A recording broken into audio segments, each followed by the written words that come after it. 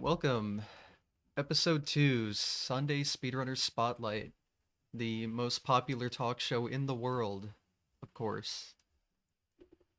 Now, today, we got Tecate here, who's going to talk about speedrunning, as you do on a speedrun talk show. How's it Welcome, going, everybody. man? I'm good, man. How are you? I'm doing alright. I haven't streamed since the last episode, so I've just been waiting impatiently for the next one, of course. Made setup easy that way, I guess. Oh yeah, it I was have this fairly straightforward. wonderful beam of light coming down, so it is shining upon your episode. Apparently, I It's need the to spotlight. It's fix my camera. it's in the name. That is, I like it. I like That's it. perfect. All right. Normally, you Also, guys see me having Tecate on stream, but it's yeah, it's morning for me, so I'm having coffee on stream. you do what you got to do. That's right. Compromise. Also, appreciate the dog cam. Very important. Oh yeah, yeah. LB's here. He's still on the injured list, so he's Hmm. taking it easy. Well, at least he looks comfortable. Very comfy. All right. So let's go ahead and start talking about speedrunning. Of course, start with the basis of how you got into it. Well, I have a feeling we got into it maybe in similar ways. Maybe. Maybe, yeah, just maybe. I know you and I started around the same time with Mm-hmm. Super Mario Bros. 1, and that's because I saw this really cool video on YouTube one day by this guy named Summoning Salt, Yep. which talked about the world record progression for Super Mario Brothers speedruns. And I thought it was really cool, actually. I thought, the storylines were really compelling, especially with Andrew G, Cosmic sneaking in there, and Darbian's storyline about he, came through and got the first ever 456 and the classic pop off in that, might have broke the camera or whatever it was. So it was really fun, and Summoning Salt did a great job telling that story, and I was like, man, I think I can do that. So that's kind of just like how I got started. I've always been a gamer, I guess you could say. I grew up with the Nintendo Entertainment System. I'm 39 and a half years old. Got to get the half in there. Mhm.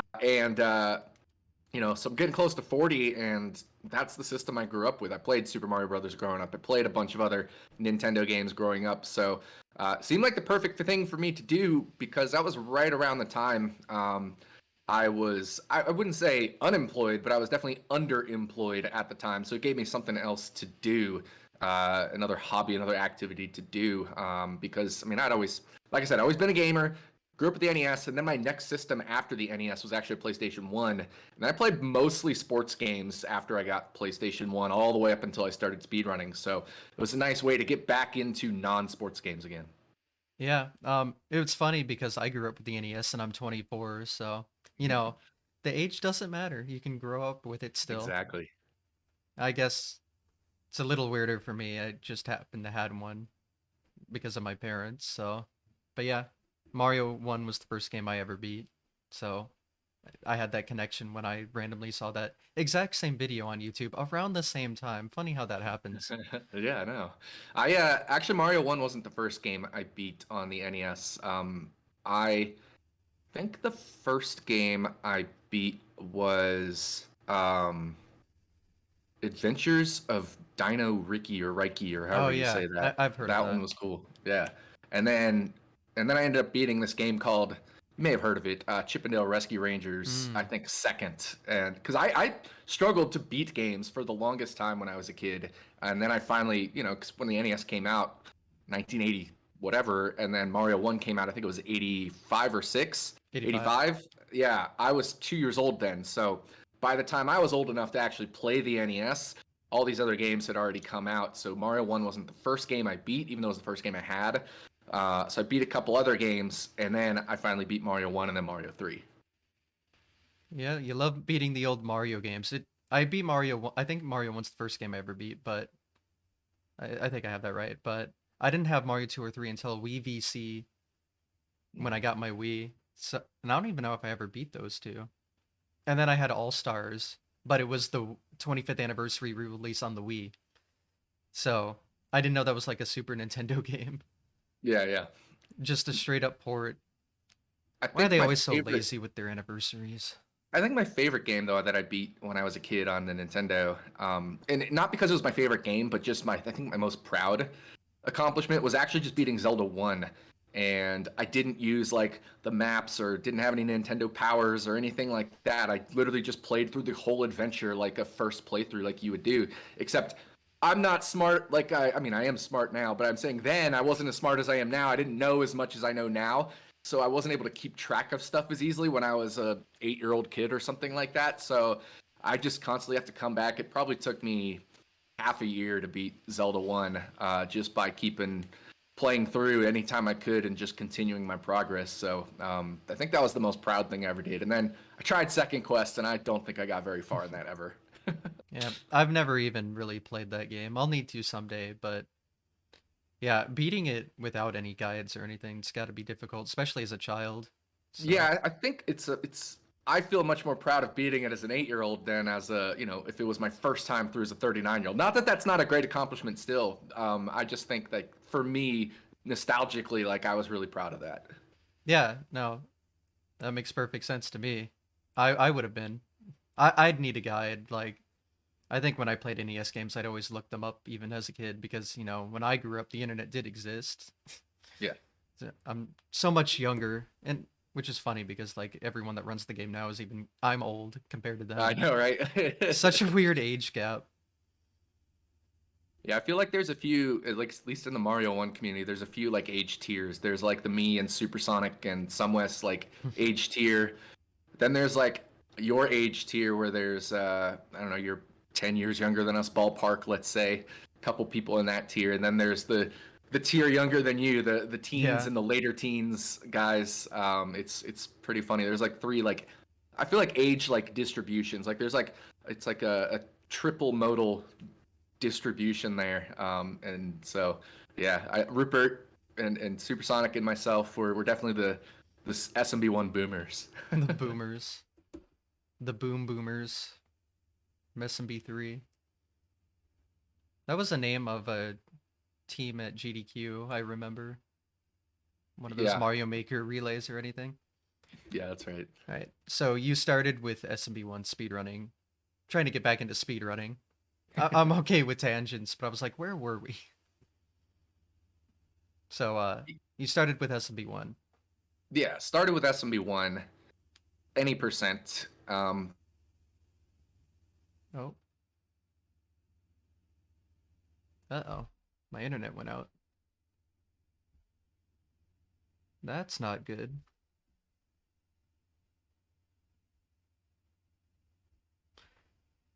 Well, Sub this 5 by skill, uh but hold on, my internet went out. oh no. Yeah. I had a slight worry this would happen. I don't it's weird. What my internet does is like when it has this issue where it'll disconnect, it'll do it a bunch for no reason, but then it'll have like a dry spell of multiple months where it doesn't. I don't know. It's like we're back. Yeah, we're back. So on my Yeah, I'll start. side, you started talking about it and then froze. So Yeah, yeah, okay. just So we were talking about how I got into Super Mario Bros. 1 and started with any percent. mm-hmm. My first goal was just get sub 5. I think I got it in about 5 or 6 weeks it took me. It took me like But 3 months. yeah, but the funny part about that was it took me longer than I think it should have potentially because I was playing on a Mac laptop and the only emulator we had ran at 60 frames per second. So I actually mm. had a sub 5 by skill, but it was like a 5 minute point 350 or something by 60 frames per second timing. And I remember like it through Rupert. Rupert was a moderator like way back then. It's still, and speaking of boomers, but I knew it threw him for a loop because we were all trying to figure out like the pattern was like a 459 point whatever 989 pattern or something, and like I was half a second slower or whatever it was. So it was pretty funny. So then it actually, like, I think I got that time in like 4 weeks, and then it took me another week or two to knock that extra time off. And then I was like, all right, I got to get an NES because I Mm-hmm. had one growing up, but I'm one of 6 boys in the family. So I think somebody else took the NES from when I was a kid. So I had to get myself an NES again. And then once I was on an actual NES, I started like Well, no, I take that back. I switched to my other computer. I forgot about that whole part, right? I played on emulator forever. Um, I actually switched away from my Mac laptop to my desktop where I could run on Nestopia and do regular NES frame rate is what I meant to say. And then I finally got it and grinded the time down from there. And I know you and I were trading PBs back and forth and eventually got the 456 on, and I remember this because it was my brother's birthday, November 14th of 2018, and I started speedrunning in January, like December, January, right around that New Year's of 2018, 17, 18. So I guess that's like 10 and a half months it took me to get the 456. Yeah, my excuse starting out was my emulator had like 10 frames of input lag. My Oh, old yeah. laptop was so bad. Yeah. So, but it's funny, I remember you got 456 before I did, but I had a run that was like 457.1 because I bonked Mhm. at the end. Otherwise, it would have been like, Yeah. I want to say like .8 even. I Yeah. forgot. I think I so. remember Blaze It. Shoutouts to Blaze It was trying to figure out what the time would have been back then. But Yeah, then it took because me 6 extra months after that, even though I had made it to water. yeah, because And like normally five other people had gotten it by then or normally something. we rely on the Bowser pattern, but if you Hmm. bonk in the last room, then you have to like frame count it because You like we lost do so much Bowser time. pattern plus frames on axes, Hmm. but because of the bonk, it's like, well, now what do you do? Yeah, So you exactly. actually had to frame count it. That was the I remember that. That was wild. My closest call was I had the like really hard pattern back when we used whatever frame rule we used. Hmm. It Yeah. was like a one frame window. And I Mm. knew I had it. I knew it because I recognized the flame pattern or whatever in the Podoboo. And I like panic jumped and I just did like a one frame flick and just ran into Bowser. Perfect. So I I was mean, like, if you know you're having the one frame, might as well just like, screw it. yeah, I was just hoping to jump on like the right frame and I think I did, but I like panicked and just like accidentally clicked the A button for like a frame and just it ended up on like speedrun fails Oh compilations and yeah. stuff. It was pretty funny. I have Um, there was one time I was in a speedrun fails compilation from back then. Um I it because you know in the second room of 8-4 you can either like land on the Koopa to get over that pit or you hit like the back of the pipe and yeah. fall off of it and then hit wall jump. I now hit the Koopa, but I used to try to do that pipe thing.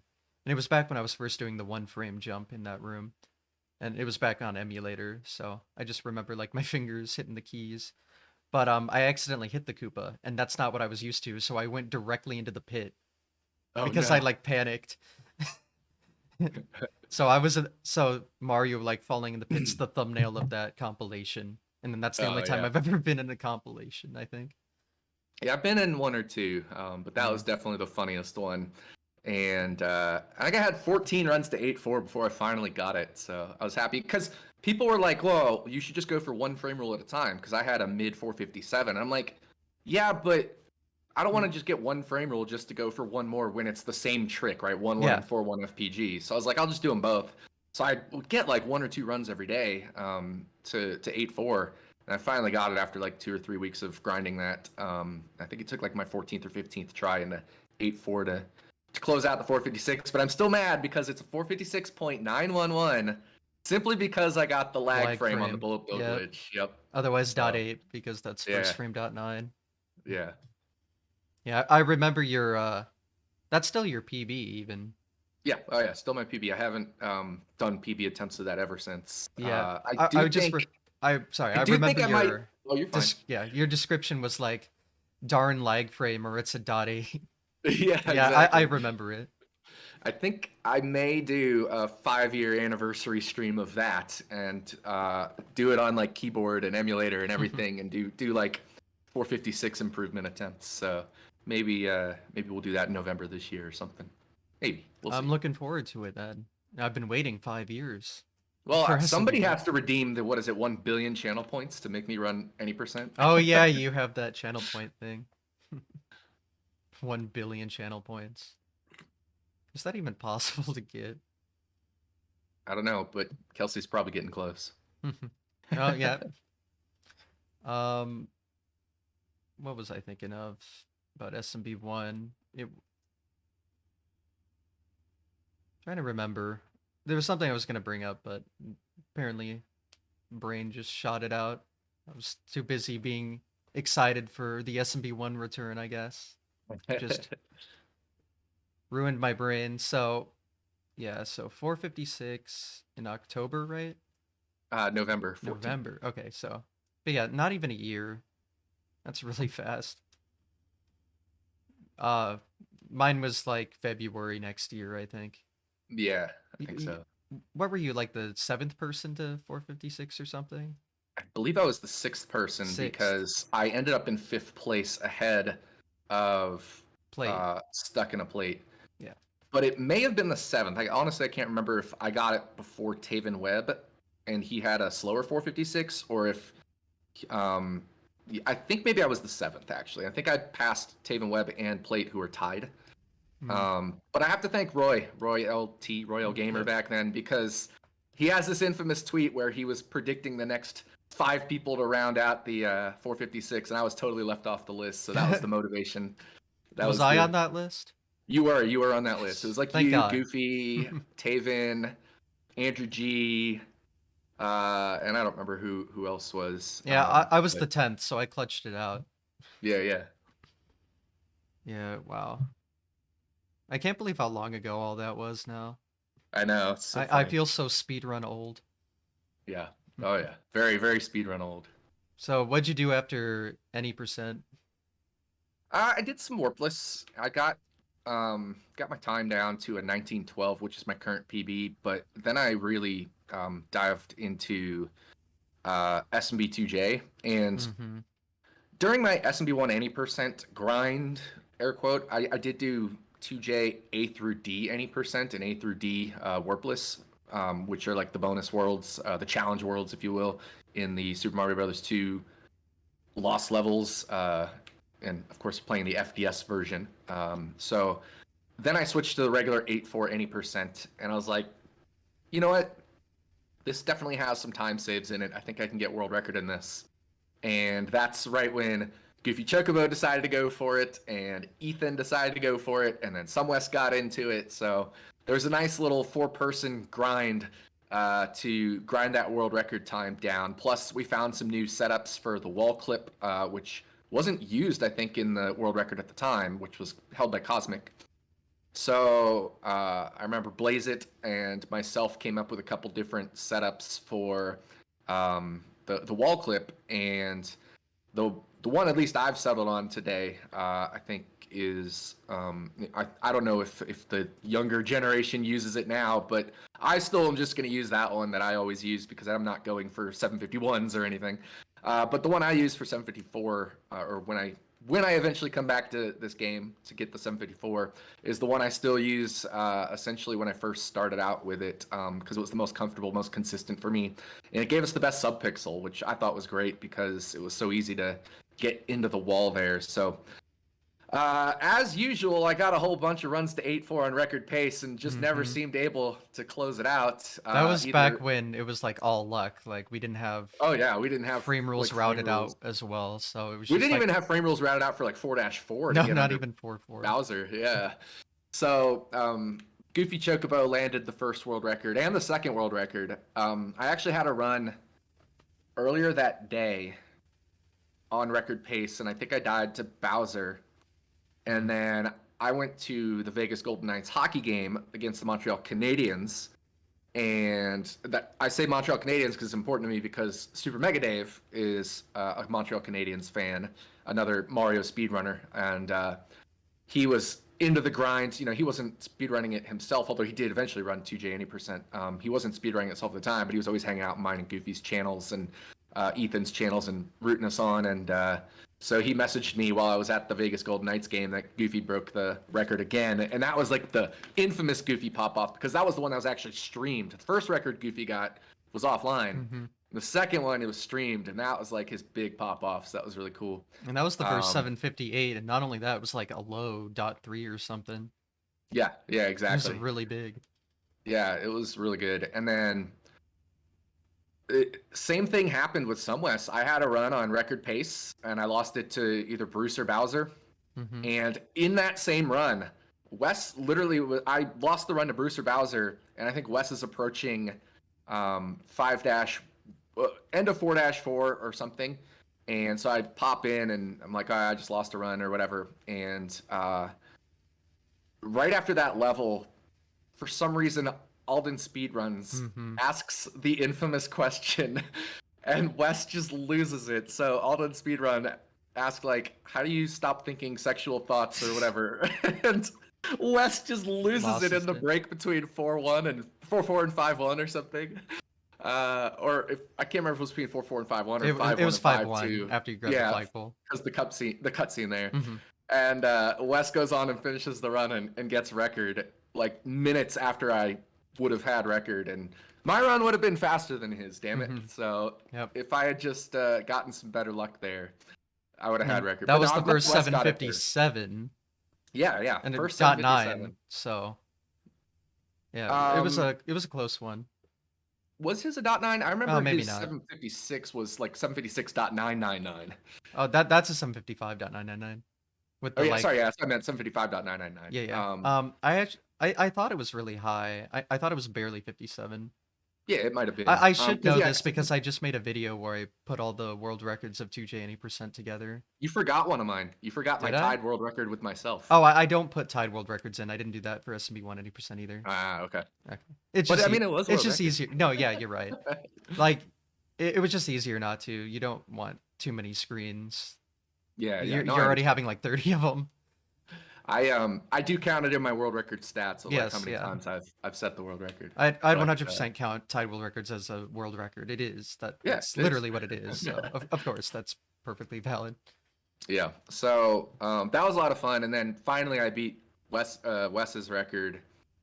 I think on February 7th. I think it was 2-7 because 27 is my favorite number. Mm. And then had my famous pop off, which is now my PB sound when I get a PB on my live split timer. Mm-hmm. I loved that papa. It was That's so cool. nice because I know you'd been grinding for so long and lost like dozens and dozens of runs in 8-4. It was like Yeah, finally. Wait, it took way too long for Bowser and Bruce to be nice. yeah. That was wild. So was glad to get that done. And then I think rightly so, I switched games after that. Mm-hmm. Of course. Actually, one thing I remember, I think it was that night, is you celebrated by getting super wasted Oh God, I remember that. and for some reason went live. This doesn't exist on the internet anymore, but I have to bring it up because I will never forget it. Oh no, it's funny And because I remember it. you do. Yeah. But you were obviously like very out of it, and I was like trying to get you to end your stream like you should not be streaming right now. And you obviously just weren't there. No, I You weren't was. fully there. You celebrated a little too much, maybe. Didn't I also cut my hair? You might have. Yeah, like I I shaved all my hair remember off. you getting a haircut on stream. I didn't know what it was for. Uh, yeah, I definitely cut my hair then. I think it was right after a round of my brother's chemo or something. So I Mm, shaved my oh hair to yeah, like yeah. and it was my other brother's birthday, so it was like felt like a very brotherly thing. It was like, all right, I got this. My brother's going through chemo, and my other brother's birthday is today, so let's just shave the hair off in solidarity with chemo brother Alex is his name, and so I think that was the whole purpose of that. Plus, celebrating the world record, it was fun. Yeah, no, that was a fun stream. I remember the haircut stream. Yeah. All the celebration that happened after it was fun. Which is funny because so you finally got world record, but I believe the statistics are correct. You've held the most amount of world records in that category out of anyone. Yes, definitely the most amount. 7 or 8. I think 8, if you count which I do, my tied world record. I Yep. think it was 8, Hmm. but uh, yeah. So I'm sure it won't be the longest amount of time at some point. Hmm.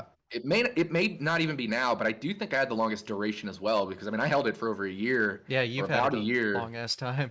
when I went from 756, 757, 756, and then there was still a bunch of time I held it, 756, Hmm. 755, whatever, until Nifsky beat it and I ate some butter. You did eat some butter. But yeah, you had Yeah. the first 756, so you do have a second barrier to claim as your own, which is nice. It's so cool. I love that progression because it's like Darbian got the first 8 flat, I think it was. Mhm. Cosmic, or maybe the first 759. Yeah, you got That's what it 759. was. And then Goofy the first 758, Sunwest the first 77, me the first 7056, Cosmic the 755, Niski skipped 754 and Of just went course. straight to 753. But there's 6 different second barriers by 6 different people. So I think that's just a neat part of the story of that speed run. It was so competitive and the way it evolved throughout the landscape of its history. Yeah, it's really cool when so many people hold the record and get their own second barriers.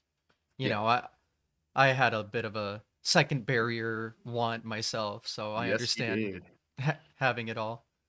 Yeah, it was a warpless, right? SMA1 warpless. Yeah. It, Yeah, it it that's took 5 seconds, but we got there in the end. It's all that cool. matters. But yeah, the 2J any percent such a cool run, and being able to see the history because there was so much competition when you started and all those people were playing it.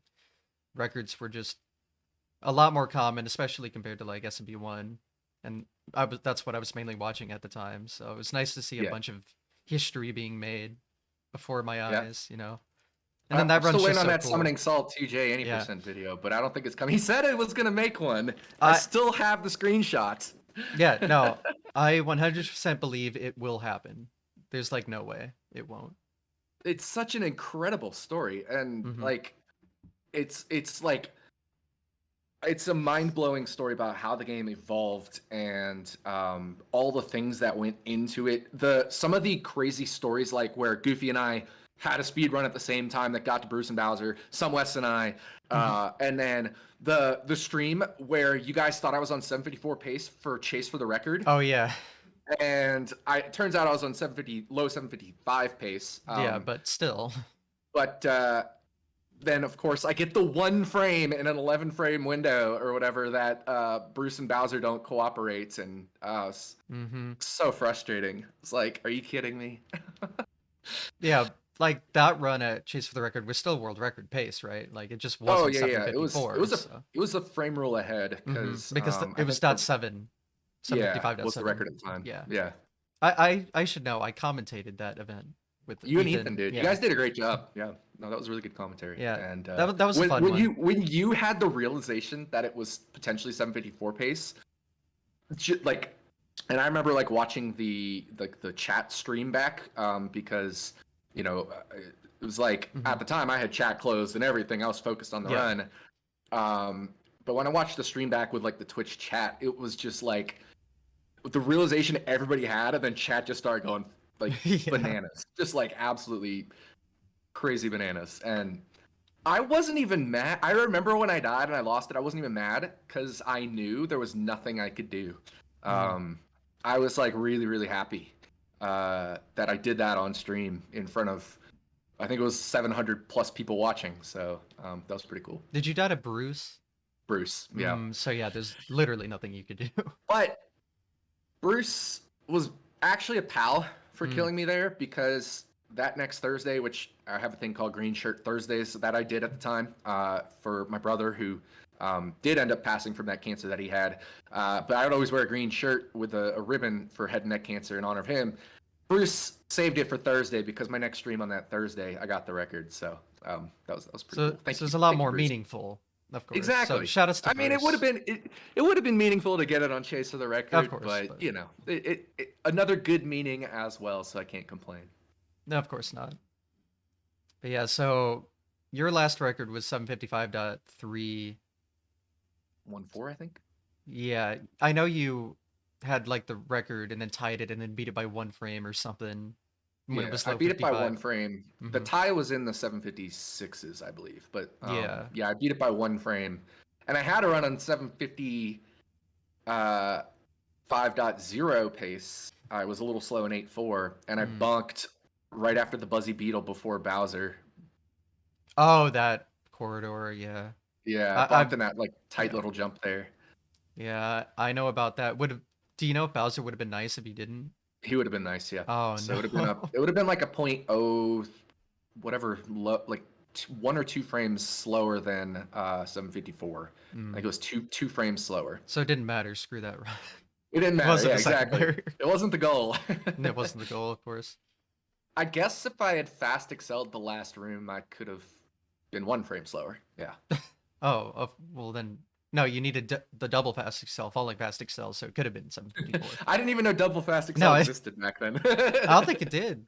Well, I mean, Yeah, it I did, mean, but I mean, we just I don't didn't think know anyone about it. did it. No, yeah, that's funny. Yeah, missing things by like 1 or 2 frames. You hate to see Oh, it, it's the really. worst. It's the I worst. There's can't so imagine. many I can't times. imagine going through that multiple Do you times. know? I mean, you know, but Of do you course. know the number of times I've missed things by 1 or 2 frames? Let's go through it. The dot eight in SMB 190%. Hmm. I tied my own world record, which if I'd been 1 frame faster, Hmm. would have been a new world record. I would have had a 2 frames missing 754 by. Hmm. I actually missed, I guess, the chase for the record by a frame because, Technically, yeah. yeah, I picked the one bad frame. Then I know we'll get into it, but obviously Chip and Dale has had some Hmm. of those. So, yeah. Yeah. Uh, mine. Well, obviously there was 1859.00. Oh God, yeah. And then I didn't get 1858, so big Sag. I So think that Rupert holds the record for longest being away from something by 1 frame in history. really, what was that? Oh, my internet went out again. Oh, wait. It's trying to go out, but I don't think it's fully successful. I think we're good. Didn't Rupert have the 5.006 or something forever? For years? Maybe. I don't really remember. I I don't know if you know this, but I definitely remember this when I was doing SMB 180% at the Yeah, you start. Yeah. got that. Well, not only did I get 5 flat.006 as a PB, which means you're 1 frame away from sub 5. That PB was a 1 frame improvement over a 5 flat.023. I'm the only person in history to get it at .023 and beat it by 1 frame for .006. Oh man, So, that's incredible. yeah, I still I hold have the my record history. for the I still hold the record for the oldest 456. The person who Oh, set it at the oldest age. mm. So need to get another old person to get a 456. I think I Another was, let's boomer. see. So I had just turned let's see, 2018. So I just turned 35. I was 35 and 2.5 weeks. Mm. So if somebody over 35 plus 2.5 weeks does it, then they will beat my oldest Yeah. 456. There's a lot of 456s now, so Mm. God, there's so many. How many are there now? Like 50? I don't know. That's a good question. I'm actually going to look it up Look it now. up. Yeah, I'm curious because it's so many now. Like I was the 10th, you were like the 6th or 7th, and now there's like 50 or something. Yeah, there's a lot. Let's see. There are 49. Well, it's a tie of 49, 1, 2, 3, four-way tie for 49. So 49, 50, 51, 52. 52. Okay. Yep. I was that was a pretty good guess on my Oh, part no, I'm then. sorry. Stuck in a plate is 53. Oh, okay. He's the slowest 456 on the leaderboard right now. And when he got it, he was 4th. Yeah, Or he yeah, was fourth or third at the time, maybe. I can't remember. maybe. Oh, yeah. I know he was the fourth person to get a 456, but I think Cosmic had like a 99, so maybe Yeah, it was 3rd place. he was third at one point in time. Okay. But now he has the slowest 456. There is at least 1 frame slower, right? Because it's a .978, so it'd be Yep. a .995 ish, Hmm. 996 ish in there. So, yeah, technically there's another frame that somebody could get a 456 and be slower than stuck in a plate. Yep. But everyone's just getting faster, so maybe that'll never happen. Yeah, I was fifth in the world at the time I got mine. Now I am. I can't even find myself. I am tied for 44th. Yeah. Hey, I'm 5th right now though. Nice. I like it. Tied 5th.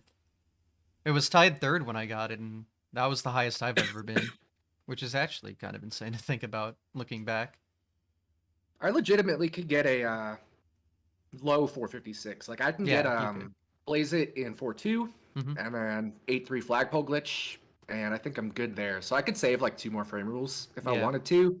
I never want to do 1-2 pipe clip. I never want to do any of the crazier frame rules. If Yeah. I ever kept speedrunning SMB 190% for real, and I'm not sure I ever will again outside of cameo streams, anniversary streams, that thing, Mm-hmm. or unless somebody redeems 1 billion points. Someday. I think I could at least get 2 more frame rules, Yeah. Yeah, I think a but I low think I'd probably stop there. 56, like once you have a 456, if you don't want to do all the dumb stuff, is like perfect ending point. Exactly. Although once you're at least in my mindset, once you're there, it's like it's just one more frame rule for I know, I 455 though. know, Well, no, you I could know. get like 2 fast excels in 8.4. It's My true. second quest PB is a 455, and that's without an extra I've always like a been really 455 bad at frame rule. I've always been really bad at fast excels though, so I would not Mm-hmm. rely on that for myself. Yeah, they are difficult. Yeah, some people are amazing at them. Mm-hmm. Me, no, I can No. get them really fast. It's just not as consistently. Back when you didn't need to be literal perfect, and I was able to get like the 8.4 AL world record. Back then, it was easier. Not so much Yeah, anymore, exactly. where you have to do all the other dumb stuff. Right, right. But yeah, I, thank God for all my 8.4 practice and stuff. It got me pretty Yeah, good at Fast Excel to do stuff like that. But so I guess yeah, I for sure. forget like, oh yeah, it's actually like really hard, not just a little hard. I'm looking So, through this leaderboard. There's a really fun fact here. When I got my 456, I only had like 7 or 8 viewers in chat. And I usually averaged more. I usually averaged around 20 at the time, but I was having a really bad like day of attempts. I wasn't mhm. like mad or down or anything. I wasn't getting past 1-1-1-4 or 4-1 jail, you know what I mean? Yep. And so my viewer numbers dwindled, but one of the people in chat, his name is Leon Toast. He Mm, now has a 455.9. So that was cool. It was yep. like he went from being like a viewer to being one of the best. Yeah, like he was the fourth person to get a 455. Yeah. God. And just remembering how long it took me to get 455 now. I need to stop remembering about my history. It sucks. Let's go back to you. Oh yeah. All right. You brought up the A through D runs briefly, but I think those are pretty cool runs. We should talk about them. Oh, that speedrun is so fun. Mm-hmm. That might be my favorite Mario category that I've run, especially the any percent version, because it's quick, it's easy, but like easy in like a none of the levels are overly difficult, but it's hard to put it all together. Mm-hmm. Um, and a lot of it was I didn't study things as much as I should have, especially in World D, like patterns for the crazy levels, D1 and D3 or whatever. But it's such a cool speed run. I would love to come back to that and improve my time on that for sure. I think that's definitely a goal of mine is to improve that. I know world record is far out of the question, but Well, back in the day, it was like Evad 999 had the record for that, and nobody else speed ran it mm-hmm. basically. And so I was like, I was watching Evad because the community was really small back then, especially in 2J side, Yeah. and so he like showed me all the ropes, and then I just took it from there and just improved what I could and brought the record down pretty far. And then all of a sudden, like you, Roy, and Goofy just obliterated it. Yeah. Yeah, I think I was the first to take it from you, and then it was just Roy and I for like 3 years Yeah, until like the fire bar skip was found in D4. But yeah, I remember when you ran it, you didn't have like patterns routed out, so you just had to get lucky essentially, and that category sucks when it comes to that. getting lucky. Yeah, There's so much bullshit in that run when you don't yeah. know what to do. So It's still fun though. Like no, it's it's so fun, fun. yeah. It's yeah. It was like the RNG I didn't mind because um I don't know. It was incredibly fun. I think those levels, D1 and D3, are really fun levels. It just especially like my goodness, the All Stars version D3 is just pure Mm, chaos. I love it. yeah. I'm more of a person that doesn't like luck and stuff, so I know Oh, when I I don't ran either. it, I got pretty irritated after a while. But I then can't stand luck in no, speedrunning, yeah. but But it's eventually like people routed the frame rules and it made it a lot easier where none of the luck was really a factor anymore. And that made it a exactly lot more enjoyable. yeah. But yeah, you never really see those levels. Like people run any percent and warpless, and so you never see A through D. So I'm glad I took because I ran. both any percent and Warpless A through D a lot. So it's because I know how good those levels actually are. Oh, internet. Internet. This is gonna be a fun YouTube video.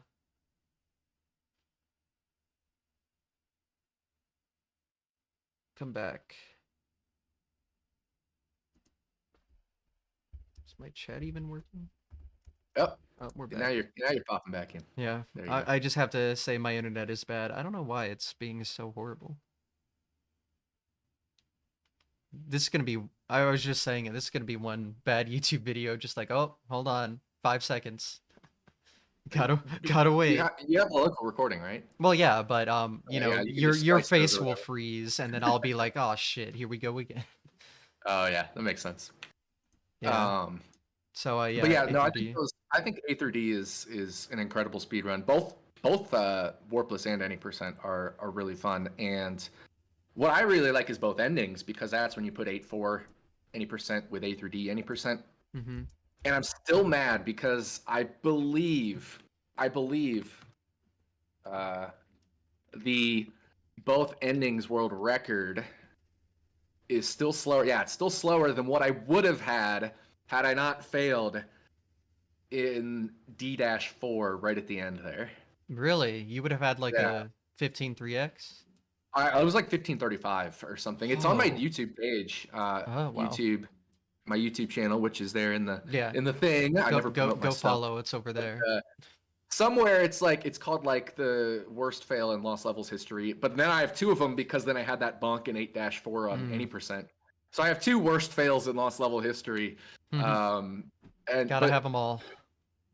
Yeah, exactly. Gotta have them all instead of catch them all. Yep. But so I should have had like a 1535. I mean, that run was the dream run. Mm. There were very few mistakes, and I had everything.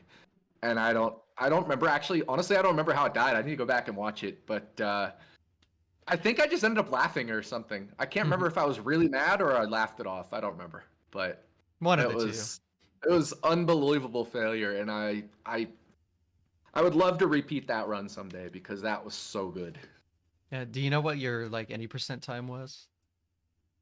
I don't remember. I'm sure it was in the 758s or something. No, sub 8 is still insane. I Yeah, think I think it was so. like a 758 and then maybe, a 630, 629 pace D4 or something.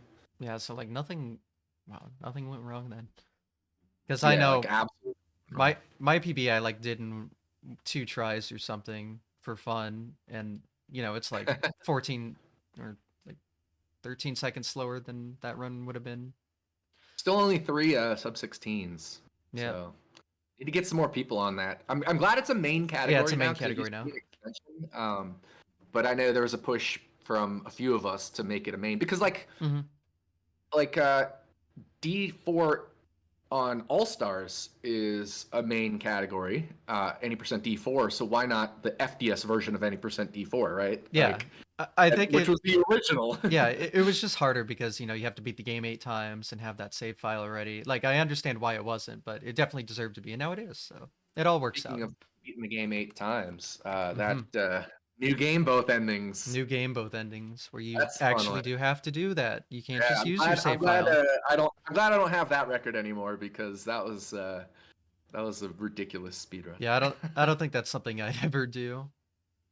No, I'm done with that one. Sometimes Yeah. I'll do it for fun if like I'm just streaming and don't really have any agenda. I'll just play through the game a few times, and so it's a nice like decompression thing to stream Hmm. because I love playing Lost Levels. But at at no point will I ever go for record in that again. Yeah, Lost Levels is just such a fun speed run. Yeah, I'm glad like every SMB1 runner eventually comes to it because it's so familiar, but it's so interesting, so different at the yeah, same time. yeah, exactly. Yeah. As the warpless holder, record holder, I 2J, it's great stuff. Between us, we know a thing or two about 2J, so we gotta tell the people how good it is. Yeah, one or two things. Yeah, just a couple. So, is there anything else to talk about 2J though, or have we spoken all we should have? I think we exhausted that for Maybe the a little most part. bit. Yeah, We can always find things to talk about though in 2J. yeah, All right. So where were we on your timeline? We talked about 2J.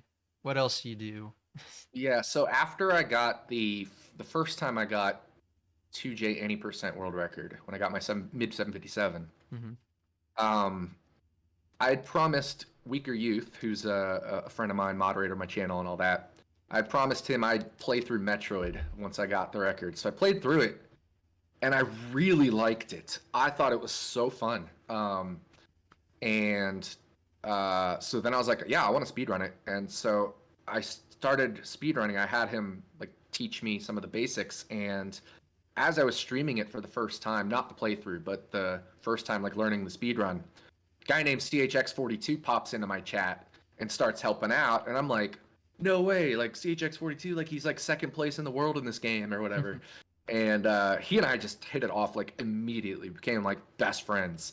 And so I was hooked on Metroid, and I just started with the all bosses category because it's the easiest category to do. I think it is all bosses is perfect because any percent requires a lot of tricks and some harder stuff, especially if you want to do Kraid first, which is what you would do for any Mm-hmm. percent. So there's two routes. There's two mini bosses, Kraid and Ridley, and Kraid first is the harder route to do first because it requires killing Kraid, which is a pretty difficult fight. And then you have to like do a bridge skip, and you have to beat Mother Brain with only 75 missiles, and it takes 73 missiles to do the whole room, so you can only have a very small margin of error to fail on your missile shots.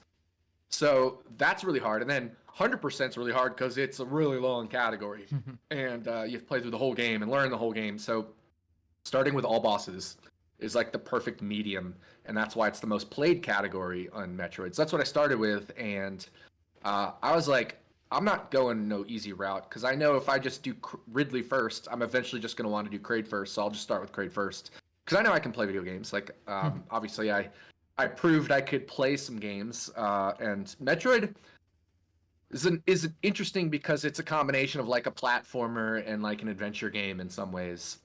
So it wasn't just like timing all my jumps and timing all these tricks. It was shooting things, and so it was definitely a little bit different. And I also that's when I transitioned from playing on emulator and keyboard to actually playing on console. Uh, so it was my first like console speed run, and it's just so fun because I use like 7 or 8 different grips when I'm doing that speed run because if you have your NES controller, there's a trick called like you climb through walls, like you wrap through them, and you have to press up and down repeatedly. Mm-hmm. So it's easier to hold your controller sideways and do that. And then I flip it back, and then I have your crate kill, which there's a little trick in Metroid where if you hold the B button, and then if you hold the B button, it'll do like auto fire, but then you can get extra bullets anytime you're holding the B button and pressing any other button. So it'll give you extra bullets. So if you just mash a button, you'll just rapid fire bullets. And so we mash select because select does nothing. So after you have a grip to fight Kraid where I hold the B button with my middle finger and mash select with my index finger. There's all sorts of like fun grips I do in that game, and it makes it just a really exciting speed run. So I speedran that, got to third place in the world in that on all bosses, and it was the fastest in the world, which still used the ice route. Eventually, they got rid of getting the ice beam and did iceless, which requires the zombie glitch, and then you have to have a perfect end game where you can't get hit at all. I was like, yeah, I could do that, but I don't want to. I want to move on to something else. So I was happy with my third place in the world and fastest ice time. So that kind of wrapped up Metroid. But it's a really fun speedrun, and I'm definitely 100% coming back to it because I never did any percent. A year ago, when we were doing GDQ prep, or maybe it was 2 years ago, honestly, I don't even remember now. But when I was doing GDQ prep, because I ran Metroid at AGDQ 2021, I had to get the year right. I think I did like one 80% run. It took me like 6 attempts, and I landed an 80% run at like 11:20, which is really slow. But it was like I'm just gonna do like all the stupid easy stuff, no hard things, no nothing difficult, and just play it safe. Like get all the extra energy and things like that. So a super safety strat, I got an 11:20 on like my sixth attempt. So I want to get sub 10 because then I'll have sub 5 in Mario and I'll have sub 10 in Metroid. And then there's one other sub goal I need to get in the major NES games, Mm-hmm. which of course was the next speedrun I ran anyway. So I guess it works well in the timeline. Yep. Yeah, I don't know much about Metroid. I know I watched you run it plenty, but I've never. That's a game I've never even really played. I need to do that someday. Yeah, like I said, I'd never played it, Until you read. and I loved Yeah. the playthrough. Yeah, it was really fun. Um, but I can do the door glitch because I remember watching it, and it's just spamming up and B when you get caught in the thing. But so Yeah, yeah. I can get to like the crate elevator in like 30 seconds or whatever it is. That's all I know how to do in Metroid. It was really But it's fun fun. when, because I think you were at the GDQ too. When GDQ and like a bunch of people were trying to do the crate kill, because I think CHX and myself and Metro McFly were like teaching them all how to do it. Uh, it was we got like Cool Kid and Cosmic and Stuck in a Plate. Like some of these like I think Lack Attack did it. Angry Lanks like all killed Kraid one time just so they could do it. Say Yeah, they did the Kraid fight. I did not kill crate. I don't remember doing that. But yeah, I know it's a really hard fight. And Yeah. when you see it, you're like, he's shooting all this stuff at you, and you have to like do the certain thing. It's almost like an arm pump, and you get like three At shots in or something. At one time in my life, I had the either the fastest or the second fastest frame crate kill. We never frame counted it, Mm. but I still have it clipped on my Twitch page. So if you want to go back through my Twitch highlights or Yeah, I whatever can and find find it. like the crazy fast crate kill, I think it's like in 222, and I actually got really lucky because I didn't even have that great of a first volley. We call it a volley, like where you're jumping up and down and trying to shoot Yeah. Kraid. And I accidentally got bounced behind him, which you typically don't want to do. So I ended up doing. At that point, you're just committed. Once you bounce behind him, you're committed to having to do the fast kill, even if you didn't have a good first volley, because there's no way you're coming back from that. And for some reason, that like so you like he kind of bounces you out and you have to keep holding forward to go back into him, and for whatever reason on that like last time you hear it, you audibly hear it. I got this like crazy rapid fire mash, and it just like finished them off like so fast, and I was completely shocked. I had no idea how I did it, but I just got like insane rapid fire mash, and it was like it was beautiful. It's like the fastest you can do it, essentially. And you literally just hear it speed up in like each shot makes a noise, and you just hear the shots like speed up into like rapid fire. And I was like absolutely shocked. My reaction was like, holy shit, like crazy reaction. Have you ever like tested how many matches you can do per second? I have. I'm not a fast masher at all. I don't think I am either. If I break 10 on Mashy Mashy, Mm. that's like my peak. Usually I get in the eights, and occasionally I can pop off a 9. But I Mm. think my fastest I've ever done and cracked like 10 once. Okay. Because I can get 12, but I have to like shake my arm and use one finger. Like I wouldn't be able to do any sort of grip or anything that maybe that game would need you to do.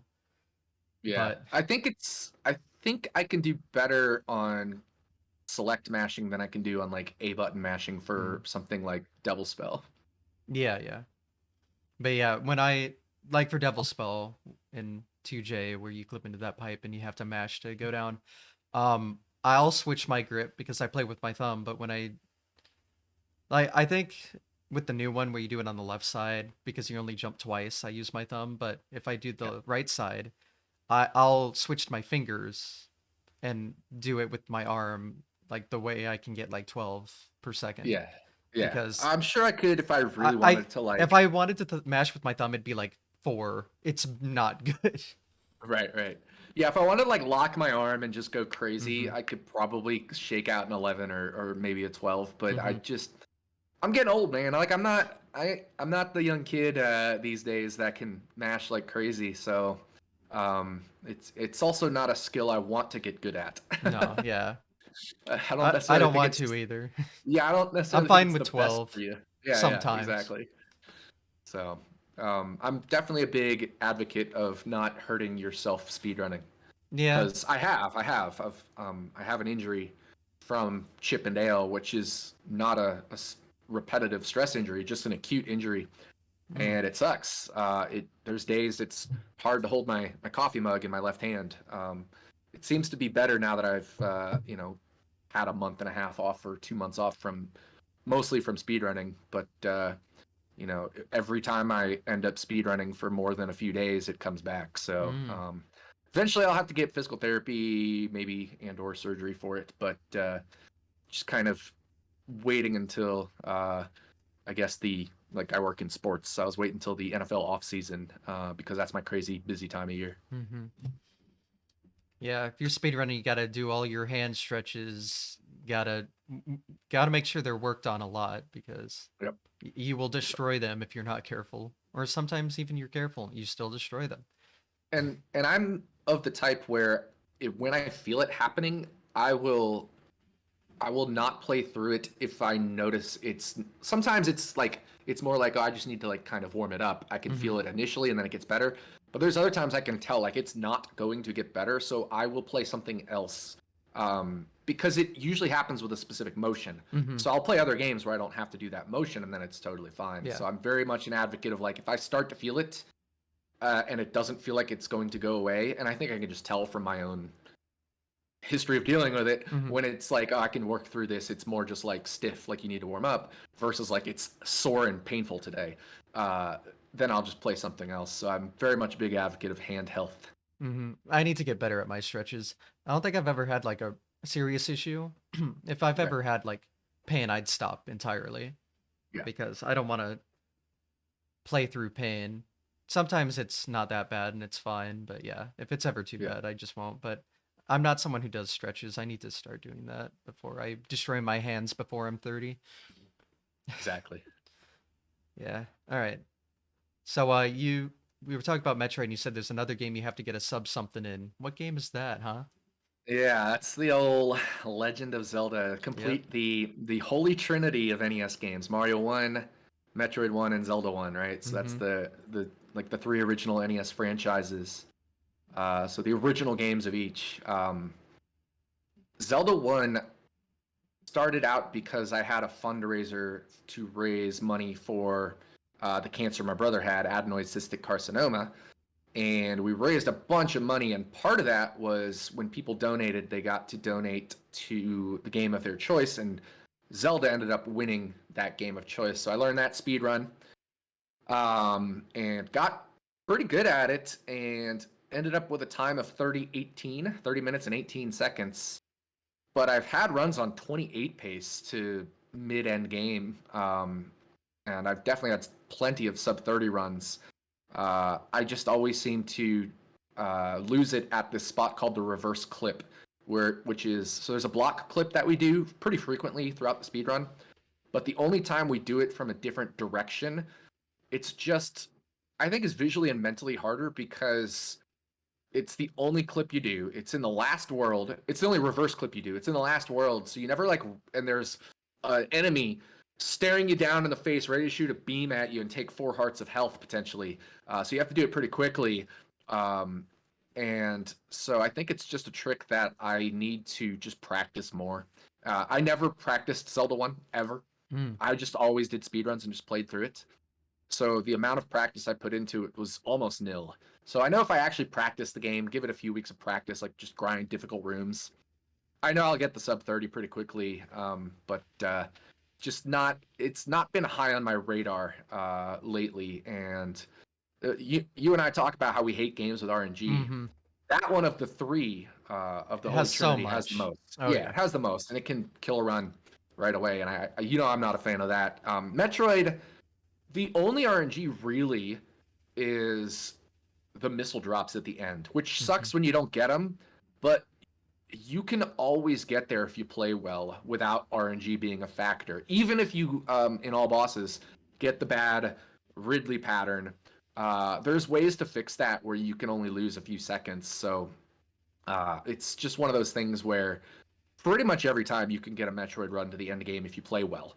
So it's just a matter of the missile luck at the end. So I don't mind that RNG as much. But the Zelda RNG is pretty much the whole game. Mm-hmm.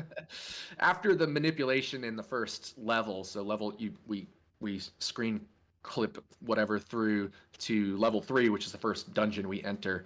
We have a manipulation for that. If you do everything frame perfectly, there won't be any RNG. But after that, everything's RNG because you're Mm-hmm. not going to do everything frame perfectly for 30 minutes or whatever. So, uh, yeah, it's pretty much full RNG, and I'm not a huge fan of it. So I think it's going to be the last on my bucket list. Although I've been enjoying playing it lately. I actually played it on my most recent stream, and I enjoy it when there's no pressure to PB. But when there's pressure to PB, I enjoy it less. Yeah. When there's always pressure to do something, it's a lot harder to be mentally ready for it. Exactly. It's a mental toll for sure. Yeah, just playing games for fun is a lot more fun, believe it or not. Crazy. Yeah. So Yeah, it's so. it's a good game. I mean, and like I said, it's my favorite memory from my childhood Mm-hmm. as far as like beating the game. So I love the game, and I don't dislike the speed run. I love watching the speed runs. Mm-hmm. It's so fun to watch, but it definitely mentally, as far as the speed run grind itself, is not my favorite. Yeah. Yeah, I can definitely see that. Plus, it's like half an hour. Yeah, Like, and he, Mario's are less than 10 minutes. Metroid's like 10 minutes, and then, oh, mhm. 30 minutes. And it's all RNG. Fun. Yeah. Good fun. I mean, really skilled players, they can make anything out of Mm-hmm. Zelda, and they can get good runs. It's just, they'll be 30 seconds off PB pace. And for me, when I'm trying to get a goal, I don't want to be 30 seconds off PB pace just to complete a run. That's not my Mm-hmm. mentality. So, uh, yeah, it is what it is. Yeah. Yeah, definitely a hard one. So, would you start running after the Holy Trinity? Honestly, at that point, I don't really remember. I probably came back to 2J and, did my big grind Mm-hmm. uh to get down to where I am now, 750, low 755. Yeah, that's what happened. So Mm-hmm. it was my second 2J grind. I grinded from mid 757 down to low 755. Which was really fun because that's the time when we did the chase for the record. Yep. West came back to run it. Cosmic entered the fray, and so we were trading records back and forth between West. I don't think ever got the record back, but Cosmic and I traded the record a few Mm-hmm. times. It was really bad news when Cosmic got the record. Just Bad so news, bad news. Tecate. Yeah. So it was no that story. Oh, there it goes Cosmic was like, again. "Hey, I Oh, no the internet. yeah, but it didn't go out fully. We love to Nice, see yeah, that. little You glitch just there. cut out a little bit, but then it came out. Yeah, it So was it was just a glitch. It was just a just a glitch. glitch.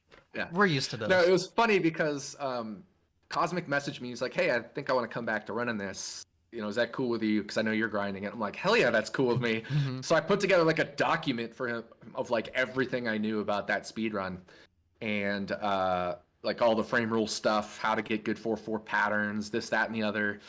And so he ended up beating me to the first 755. But before that, in one of the 756, he got record, and uh, this was like right around the time COVID like Mm-hmm. became a thing, and so I ended up getting Twitch partner because I was grinding this game like every day, Mm-hmm. Monday through Friday, and so COVID ended up being it for my stream, not a good thing for the world, but for my stream, a blessing in disguise because I hit partner because so many people were either working from home or out of work at the time, which sucks. Mm-hmm. But it ended up helping me get partner on Twitch.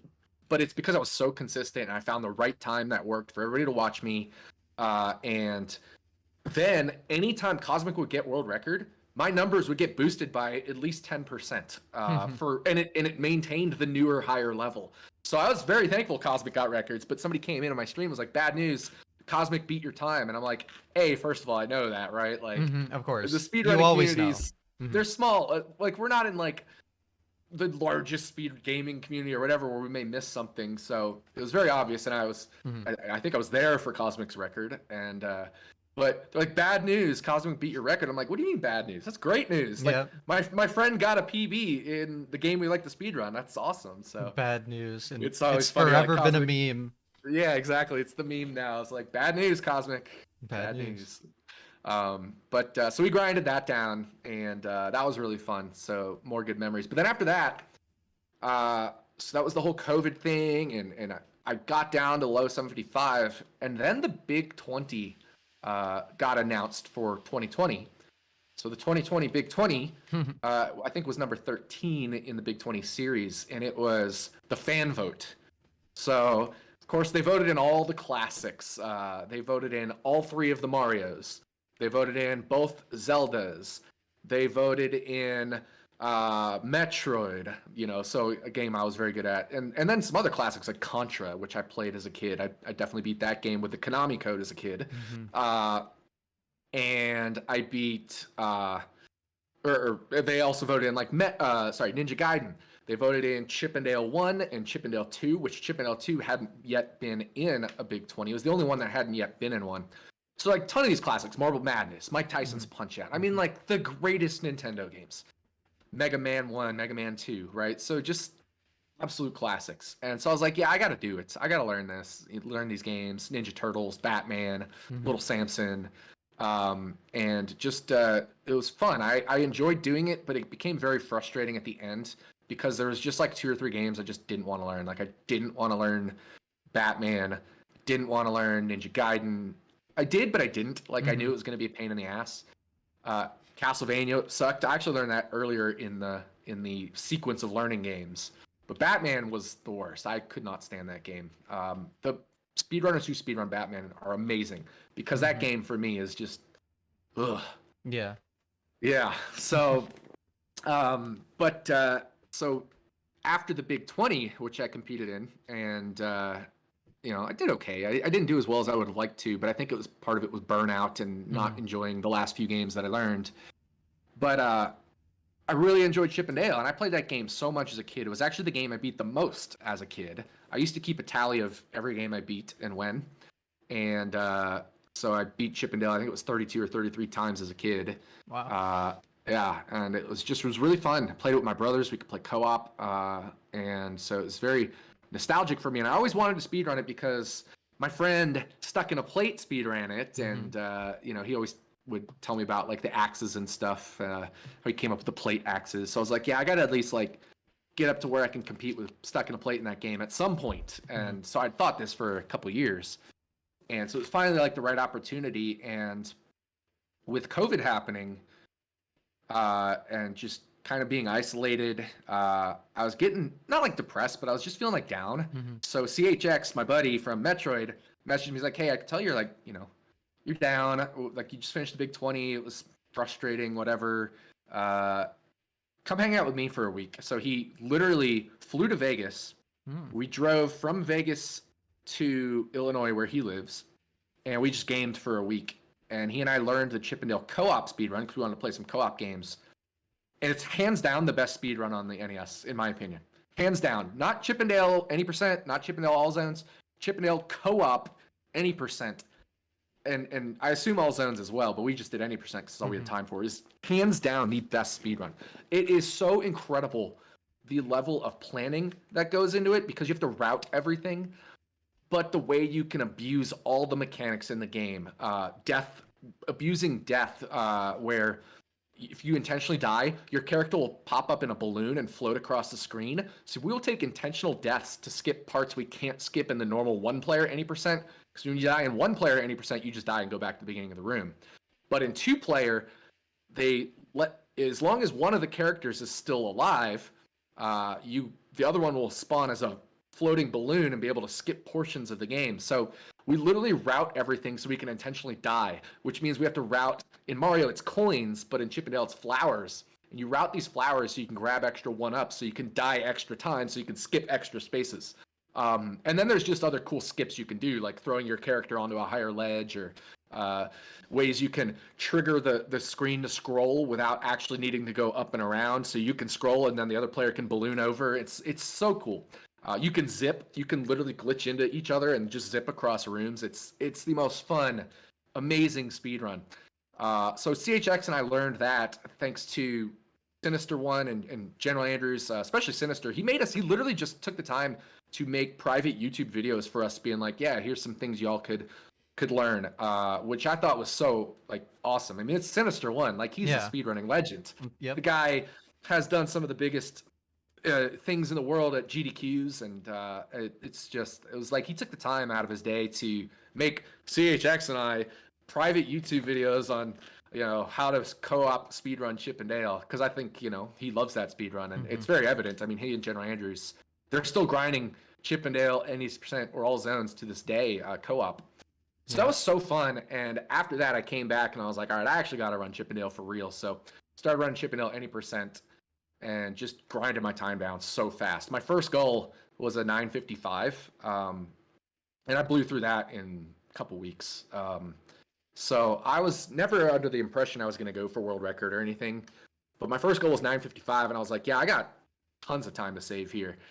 It's one of those things, like you get your goal, like let's say 456. You're like, yeah, but I can do that, and I can do Yep. that. And then I just have to add 1, 2, and then all of a sudden I'm at 455. It's same thing with most speed runs. It's like I just have to add these couple things in, and all of a sudden I'll have a new time. So my next goal was to crack, I think the top 5 it was at the time. So it was the big 3, which was X-Ray, Stands, and Endy. They were at like 456, or sorry, 956, or wow, 946 to 945. Yes. They were all within like 0.7 of each other in that range. And there was a massive gap back to, I think it was 4th place at the time was Junkyard Dave, or maybe it was 5th place. But there was a massive gap back into like the low 950s. Mm-hmm. And I think it was Junkyard Dave with a 952 at the time. Let me pull up the speedrun leaderboard, see what his current PB is. Junkyard Dave, yeah, 952.860. I think he was in 4th place at the time. And so my next goal was to try to get 4th place, and I ended up getting that not too much later. Probably took another 2 or 3 weeks. And I was like, all right, I'm good, right? But now all of a sudden you're at a 951. It's like, well, You could get 94X 4X, isn't yeah. that far around the corner. Mm-hmm. So the next goal ended up being 949. And I got that, and I was like, yes, all right, I'm good. I love it. I'm so happy. I got 949. And then X-Ray comes in my stream, and Stans comes in my stream. When are you going for world record? When are you going for world record? And Peer it's both pressure. of them, and I'm like, all right, well, we'll see what I can do. I don't think I'm going to. I don't necessarily know. Yeah, it wasn't really on my radar, Mm-hmm. but I didn't have anything else to speedrun at the time. So I was like, sure, I'll just keep going with Chip and Dale while I figure out what I want to do next. To this day, I hadn't figured out what I wanted to do next. I've just been on the Chip and Dale grind. But I ended up getting a 948. And then there was a pretty decent period of time where I don't think I PB'd after I got the 948. I think I got a ton of runs to, end game on 947, 946 pace. But it just felt like forever where I was just stuck at a 948. So I'm looking it up. Yeah, I got a 948, and then I did some all zones in there, but it wasn't like a really serious all zones grind or anything. I just did it when I would have bad any percent runs. I'd switch over to all zones. And then I think I did like 1 day of all zones attempts and got the record, like for real. So yeah, April 22nd is when I got my 946, but my 948, it took me March 3rd to April 22nd, so a month and a half of just failing runs and failing runs. And Chip and Dale, for those of you who don't know that speed run, the first level is very hard. There's 2 climbs that you have to do, and there's like 7 or 8 jumps in each climb.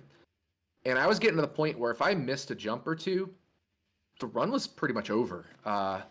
So I probably did, and I'm looking 17,000 versus 11,000. Yeah, so I did about 6,000 attempts in that month and a half just to go from a 948 to a 946. But at least I skipped the 947. I improved by a second and a half on that speed run. So I straight up skipped 947. And then once I got that 946, it was like, I forget, it was a few frames behind Endy, less than 2/10 behind Endy. So at that point, it's like, okay, now I know I can get world record. So let's go for world record. But yeah, Chip and Dale is it's a really fun game. And, we've talked about the whole RNG aspect. Well, it has none. None, not at because all. if you wait on the title screen, I mean it does have RNG, but that would be if you just started the game uh, at any point before the title screen switches to the demo. So there's like a demo of like the computer playing as both characters.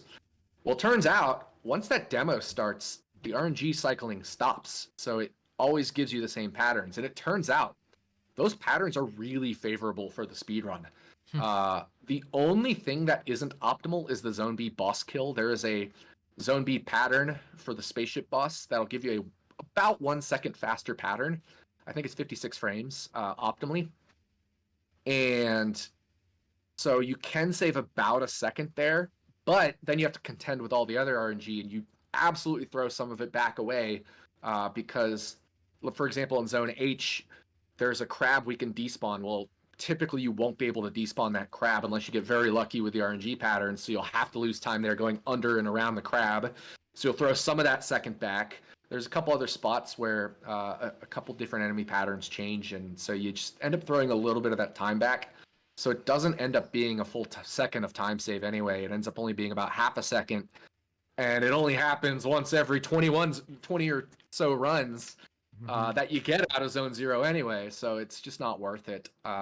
So we just wait for the demo to play and just lock in the favorable RNG patterns where the Zone B boss is 1 second slower. But, it's so much more consistent to get runs going that's what we do there. But Chip and Dale is such a fun speed run. I mean, it's got, for a 1990 video game, it's got nice graphics for that time. It's got really catchy tunes. Oh yeah. The gameplay is so incredibly smooth. I can't explain how good the gameplay feels. There's some games that feel a little more clunky, like Metroid. Even Zelda, like you can get like what's called gridded a lot, and it if you don't have like a really good controller, your character will like kind of spaz around a little bit at times. SMB2U I think isn't quite as good on the feel, but like Mario 1, Mario 3 have some good feel. I equate Chip and Dale to something like that as far as once you get used to the way the character jumps, the feel is really good. And then it's a great speed run for beginners because there's so many one-ups. Like I said, you can get one-ups from flower routing or just collecting flowers. You can get one-ups from collecting 10 stars. There's one-up stars that are hidden, so where you don't even need to collect 10 stars, you can just grab one-up stars. And then between every level, there's a bonus stage where you can collect a one-up. So it lets you progress through the game very easily. So it's great for a beginning speedrun because you can make it through the game almost every single time.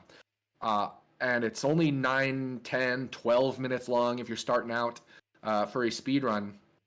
So it's just an incredible game to get people to start, which I think is why it's the third most speedrun game on the Nintendo after SMB1 and SMB3. It has the third most number of players that have submitted times. So I think that's why it's such a good speedrun, because it's highly accessible. Great gameplay, great music, like I said. It's a really good speedrun. The game itself is fun. It's fun to play. So I don't get sick of the speedrun at all. I guess the only time I get sick of it is if I'm just stuck resetting on the climbs, but nobody has to worry about that unless you're at 9-4x level, really. Yeah. So it's such a fun speedrun. And I think that's why I haven't like really moved on to anything else, because I enjoy it so much. And I know I still have goals that I can accomplish in that game. Yeah, it does look really fun. I haven't even played it casually yet, so I'll need to do that someday. And I will, but yeah, it is really fun to watch. I actually didn't know how the RNG worked. I didn't know you wait on the demo and it just removes it entirely. That Yeah, it's so and weird. it's so weird that like they programmed RNG, like it works, but you can just wait a little bit and then it just doesn't happen.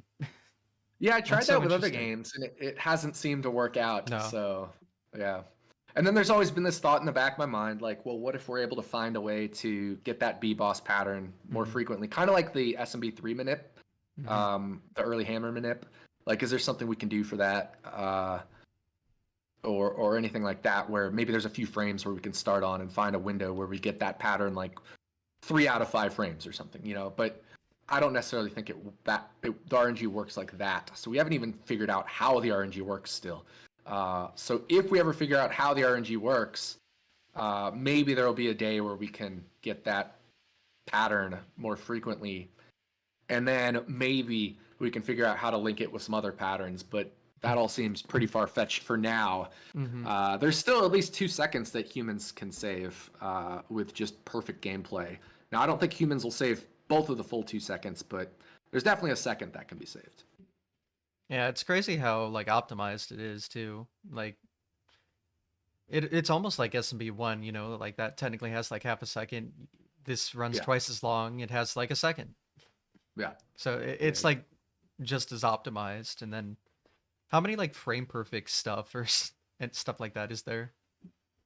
Technically none, right? Like Mm. technically there's nothing that needs to be done frame perfect, but everything you wait a frame on is just a frame slower you go because it's not Mm-hmm. doesn't have frame rules. Yeah. Uh, Every frame the counts the only entire thing time. the only thing that's like absolutely frame perfect is there's a box we grab in zone D that'll help us save like point 0.2 versus another strategy we can do where we do like a jump grab. If we do the falling grab, then we grab the box and the switch starts to move down faster that the box is resting on. Whereas if we do a jump grab, we land later on the switch and it moves down a few frames later, right? Mm-hmm. 2/10 of a second later. So uh, if we and actually it only saves like 0.1, I think, versus the other jump grab. But the problem is if you miss the frame perfect box grab that you're going for, then you lose 0.2 because you do a slower grab, and that actually takes more time. But it's always worth going for because at worst you're going to lose 0.1 to the other strategy, Mm-hmm. whereas you could save 0.1. So I just always go for it, and that's literally the only frame perfect thing I go for. Now there's other things like the axes in Zone J, which are close to frame perfect and can be frame perfect if you do another part of it non-frame perfectly. But each of those I think is typically a 2 frame window for for the axes. Whether it's axe 1 where you do your damage boost, you got a couple frames. Skipping axe 2, boosting off axe 3, or skipping axe 4. They all have like couple frame windows. But linking even then linking together 4 straight like 2 frame things isn't that easy. No, of course not. Like I guess what makes it hard is just that you have to play perfectly. Like that you don't have any leeway like SMB1 does, like frame rules or whatever. Yeah. So like it's crazy just how hard it is without being like technically difficult in terms of frame perfection that a lot of other NES games especially have. Yeah, I mean the most frame perfecty stuff is the climbs now Mm-hmm. in Zone Zero because to so it's funny when people watch and they don't know the Chippendale speedrun because they think I'm mashing to go Mm-hmm. up Yeah. the climbs, but You have to I'm no, release everything is A and yeah, then you have to jump. Yeah. release A and then press it. So everything's like perfectly timed. Mm-hmm. And it's not a perfect big full jump because if you do a big full jump, you'll go on the larger jumps, the larger gaps, you'll go a few frames, few pixels and frames above the ledge and then land back down. So it actually wastes time. So you're trying to release A on the perfect frame and then press A again as fast as possible to lose as few frames as possible. Uh, so even just doing like slightly slower climbs, I'll lose 3/10 of a second if I'm not even if I miss a jump, but if I'm just take the jumps a little slower and safer each time. So right, if you think about it, there's 15 climbs, Mm-hmm. and if I lose 2 frames per 15 jumps, if I lose 2 frames per jump, that's 30 frames. Man, that's half a second right there. Yep. So uh, yeah, it's just those climbs are the gatekeeper right now to just getting a run started. It's pretty tough. And I don't know how hard it feels, but I know I've had experiences with like having to release A at a certain time. It's hard to like there's no like cue, like visual cue sometimes for stuff No. like that. It's all in the feel. And that's like Hmm. super hard to get That's this down. thing I always struggled with SMB. Like when I first started speedrunning, I struggled so much more with feel stuff. Mhm. So I would make anything a big full jump that I could. Mhm. So if you watch me do like 1-2 in any percent, when we get to the pipe jumps, I will always try to jump on the perfect frame so I can do a big full jump to land on the first Mhm. frame. Whereas I know people like you'll get a little closer to those Goombas and then And then jump. And so release A, yeah. it's not, yeah, you'll That's release a A and it's feel a feel thing. I thing. can yeah, Yeah, I can confirm that. exactly. So I always try to make things as non-feel as possible when I first started speedrunning. And so now that this is like pure feel, Mm-hmm. It's definitely a change, but I've got, you get used to it at some point, and now I need to get that feel back because my climbs are these days more inconsistent, but it's also because I'm speedrunning much more inconsistently Mm-hmm. with, I said I got into it because I was underemployed. Well, now I'm fully employed, and especially during the busy sports times of the year, the speedrunning now goes on the back burner. Yeah. I'm actually interested how you injured yourself playing Chippendale, like Yeah. because you brought it up. Um, yeah, so it's really stupid. And No, it's, okay. again, it's not a repetitive stress injury. It's not anything where I kept doing this and I stressed my hands out. It's literally there's damage boosting in Chippendale works where if you hit the enemy, it'll knock you backward from the direction you're facing. Mm-hmm. So it doesn't matter if you're facing right, you'll get knocked back left. It doesn't matter if facing right, if facing right, you get knocked. Yeah. Try that again. Yes. If you're facing right, you get knocked back left. If you're facing left, you get knocked back right. But it doesn't Mm-hmm. matter which side of the enemy you hit. Mm-hmm. So even if he hits you from behind or hits you from in front, if you're facing whatever direction, he'll just knock you back in the opposite direction of the way your character is facing. So in zone 0, after we do those 2 big climbs, we have to do 2 damage boosts. And there's 1 damage boost we do off a mouse, and then another damage boost we do off a spark. And I try to cut those really tight because that's another spot where you can just save frames. Because Mm-hmm. if you're facing left for 2 or 3 extra frames, then that's just 2 or 3 extra frames. You're not going to the right. Mm-hmm. So I was trying to cut it really tight one day, and I just did this motion from holding the right button to holding the left button, and that just like pinched something in my wrist, and I just felt it immediately. I knew I just like acutely injured something, and to this day, it's just if I give it enough rest, it's fine. But I think when I play more, you build up natural just inflammation and tension that causes it to pinch more. So at some point, it's going to have to get fixed. Mm-hmm. Whether it's, I don't know if it'll be physical therapy. I don't know if it'll be surgery. If there's something that needs to be done, but like I said, at some point I'll get it fixed. So at this point in time, as far as hand health, I just play and I play. If I'm feeling fine, I play. I have no problem. But if Yeah. I start to feel it, I either, and I said this earlier, but if you're just tuning in, I either play through it if I know it's going to be more like you're kind of warming up, stretching your muscles, and then it'll go away. Mm-hmm. But if I know it's not going to go away, I'll still play video games. I'll just do something that doesn't need that quick motion from right to left. Yep. The other spot that requires a lot of right to left really quickly in Chippendale is the water taps. So you have these 5 water taps, and you have to turn them off. And to do that, you need to do like 3 actions on the water tap. So an action could be jumping on it, throwing a box, ducking into a box, or just running off and then running back onto the tap. So the 2 water taps that are lower down, we run on, off, and then Mm-hmm. on again. And so those wiggles from right to left are the same motion. So either the damage boosts or the wiggles, those will get me, and I can tell days where I'm just not gonna do those motions. Yeah. What steps do you take to like improve your hand health though? Um, Mostly just not overplaying. I have always been somebody that uses a lot of pressure on the Mm-hmm. D-pad. So if I feel like I'm, you know, using too much pressure too long, I just stop. Mm-hmm. We all have our own bodies. We can tell when something is starting to become painful. Yeah. And if something's starting to become painful and you can manage it, it's fine. But if it becomes painful and you can't manage it, that's not good. So I don't mind like small amounts of pain.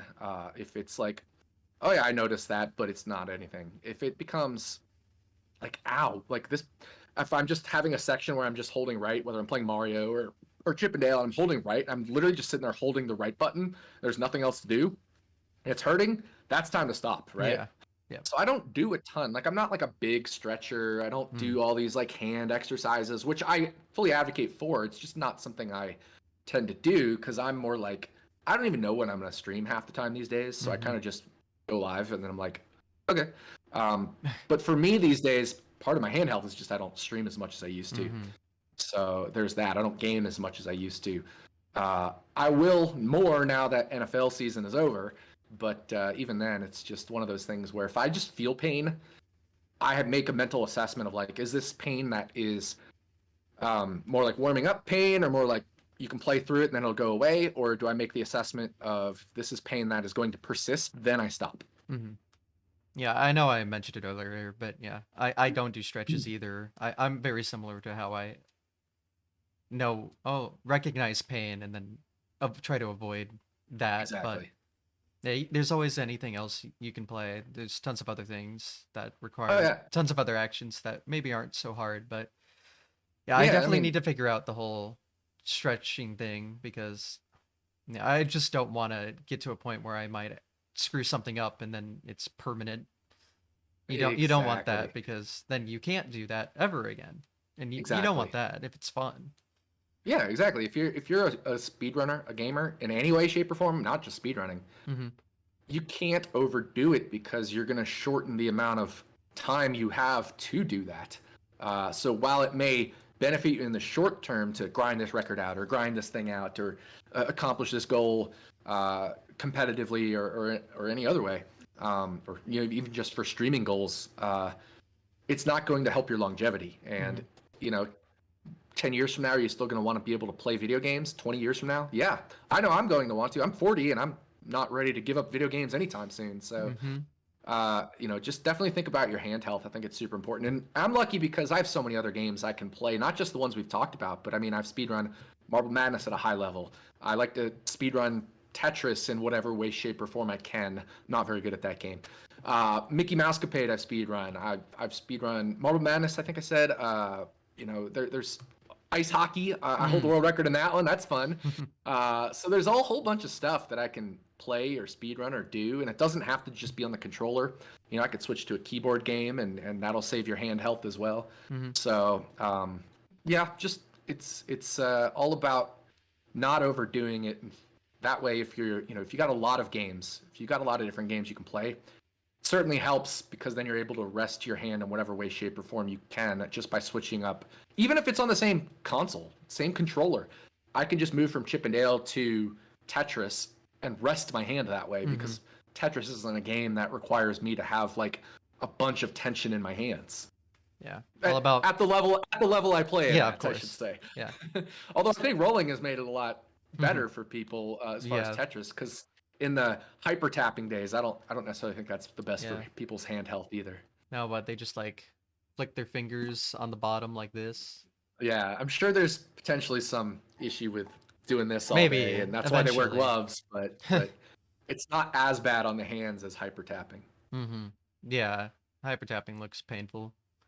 I It's all agree. about finding a balance and recognizing what hurts and what doesn't, being able to Yeah. switch.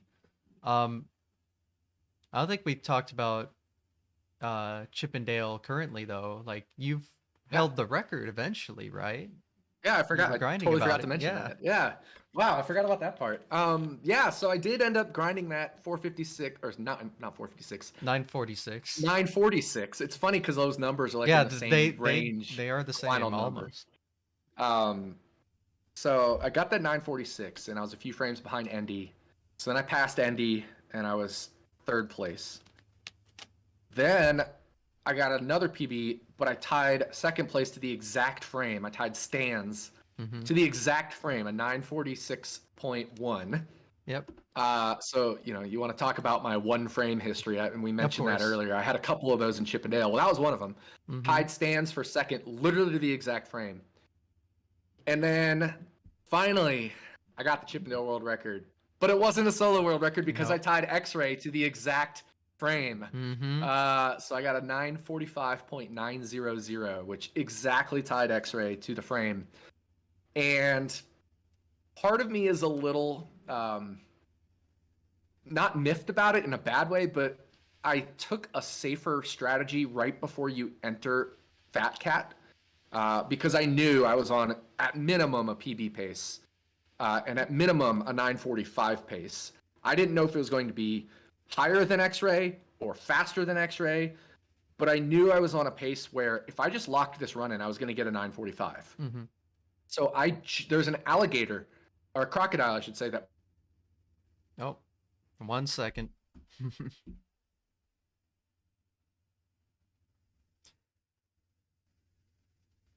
My internet's good. Good internet.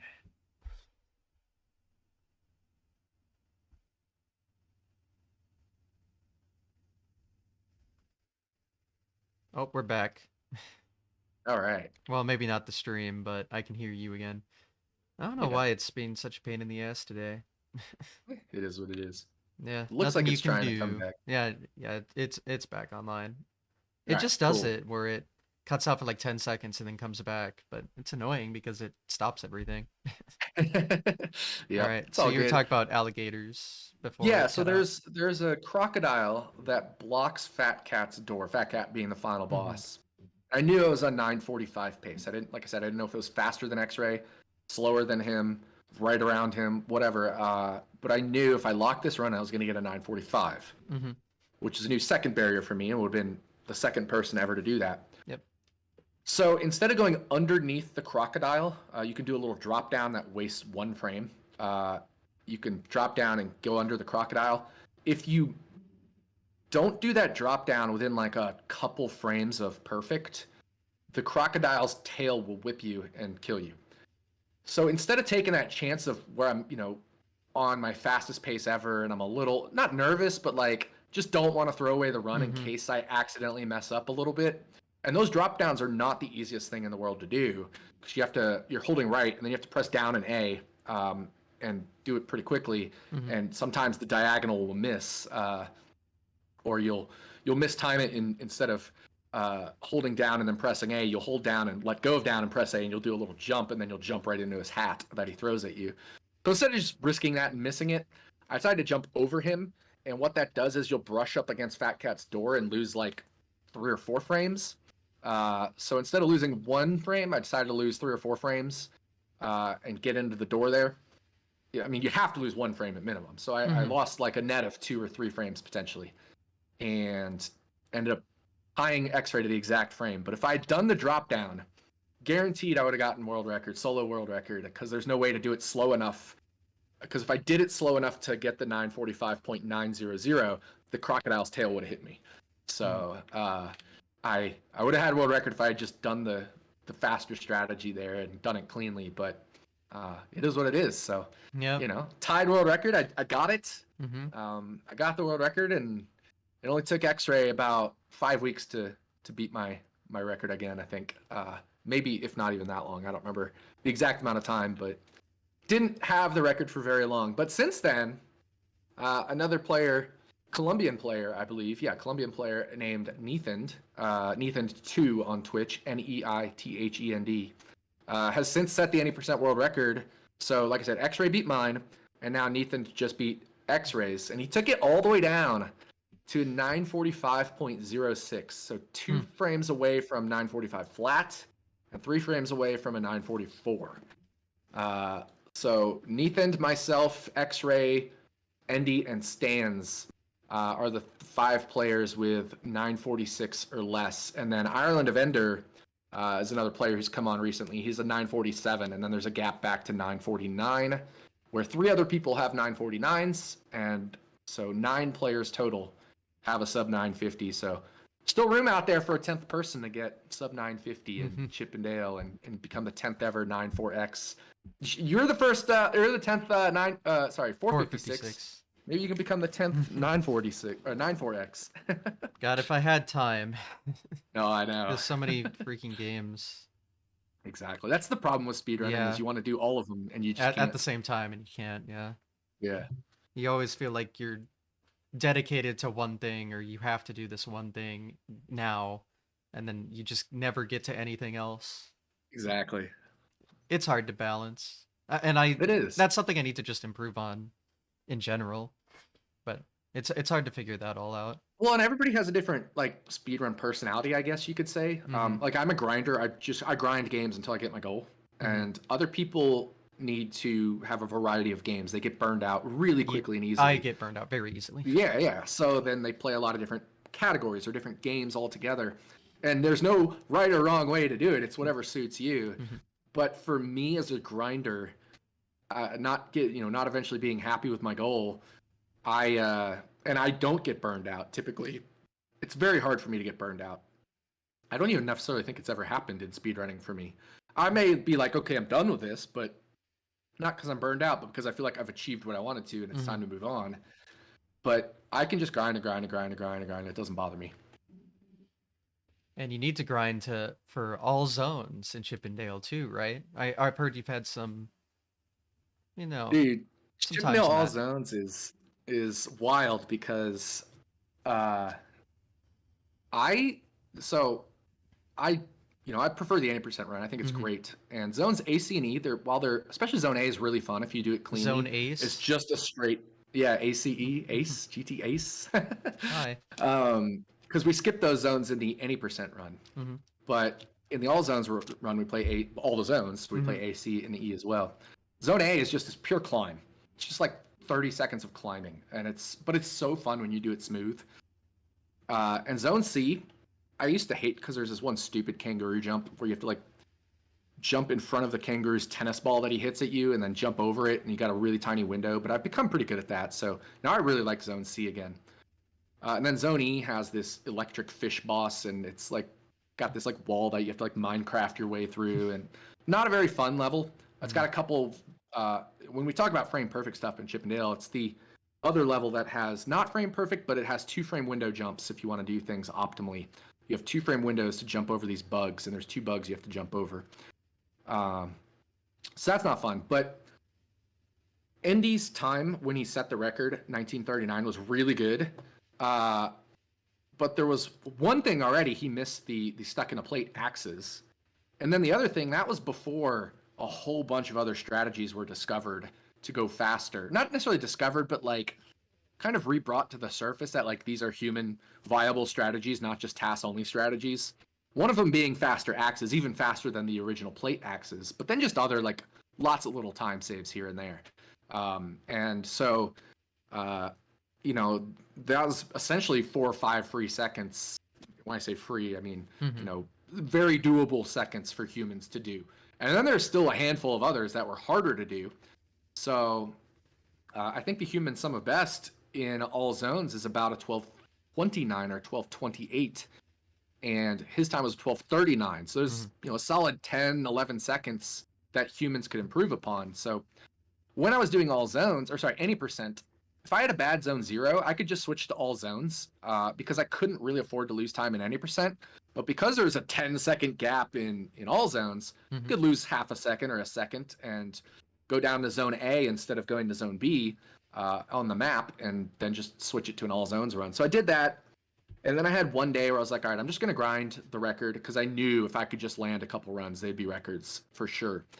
And I got 3 records in the same day. I improved it once, then I improved it again, and then I tied it to the frame. Hmm. So, Of course. speaking of tying records to the frame, I actually had 2 world records, the exact frame that I ended up with that day. And so I have a YouTube video of those 2 runs side by Yeah, side. I saw that. So that was pretty fun. And then I pretty much didn't do all zones for a while. And then I think I had another little period where I grinded it for maybe a week, and I tried to push it down to about a 12:35 or so. And I did.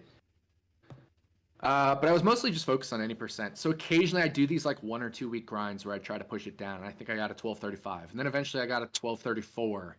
And I was done. I was pretty much like, all right, I got a 12:34. I'm good. But then I got all zones I got Chippendale into AGDQ 2023, Hmm. which is the shirt I'm wearing right now. So I got Chippendale in that, and for it, they accepted it as an any percent run with an incentive to make it into all zones. And so I was like, well, if we meet the incentive, I gotta derust all zones because I'd been playing any percent mostly for that period of time. I again taken a break and had come back, but even before my break, I was mostly just playing any percent. So I derusted all zones because I knew it was a very high chance I was going to be doing all zones for the GDQ run. Hmm. And literally on my 7th attempt of derust, I played like almost a perfect run. I had one like very visual mistake, and then there's just other things. We talk about like you have to do this in Hmm. 1 or 2 frames to be like near perfect. Well, I was intentionally trying to take like not safer strategies, but just doing things like deliberately so that I didn't miss things. And I just had a very deliberate but clean run where there was like only one real visual mistake, and ended up landing a world record totally by accident. Uh, I mean, not by accident because obviously I'm trying to go as Hmm. fast as possible, but I wasn't planning on like doing world record attempts or whatever. I was just derusting, Hmm. and I 7th attempt of derust, 12:33.650. Definitely still time to save. but I'm very content with that being my final, my last stand in all zones. I know I could push it down to a 1231 or even a 1230 potentially. 100%, I know I can. But I don't want to. I'm very, very happy with how that journey of all zones ended. It seemed just like too perfect, right? Yeah.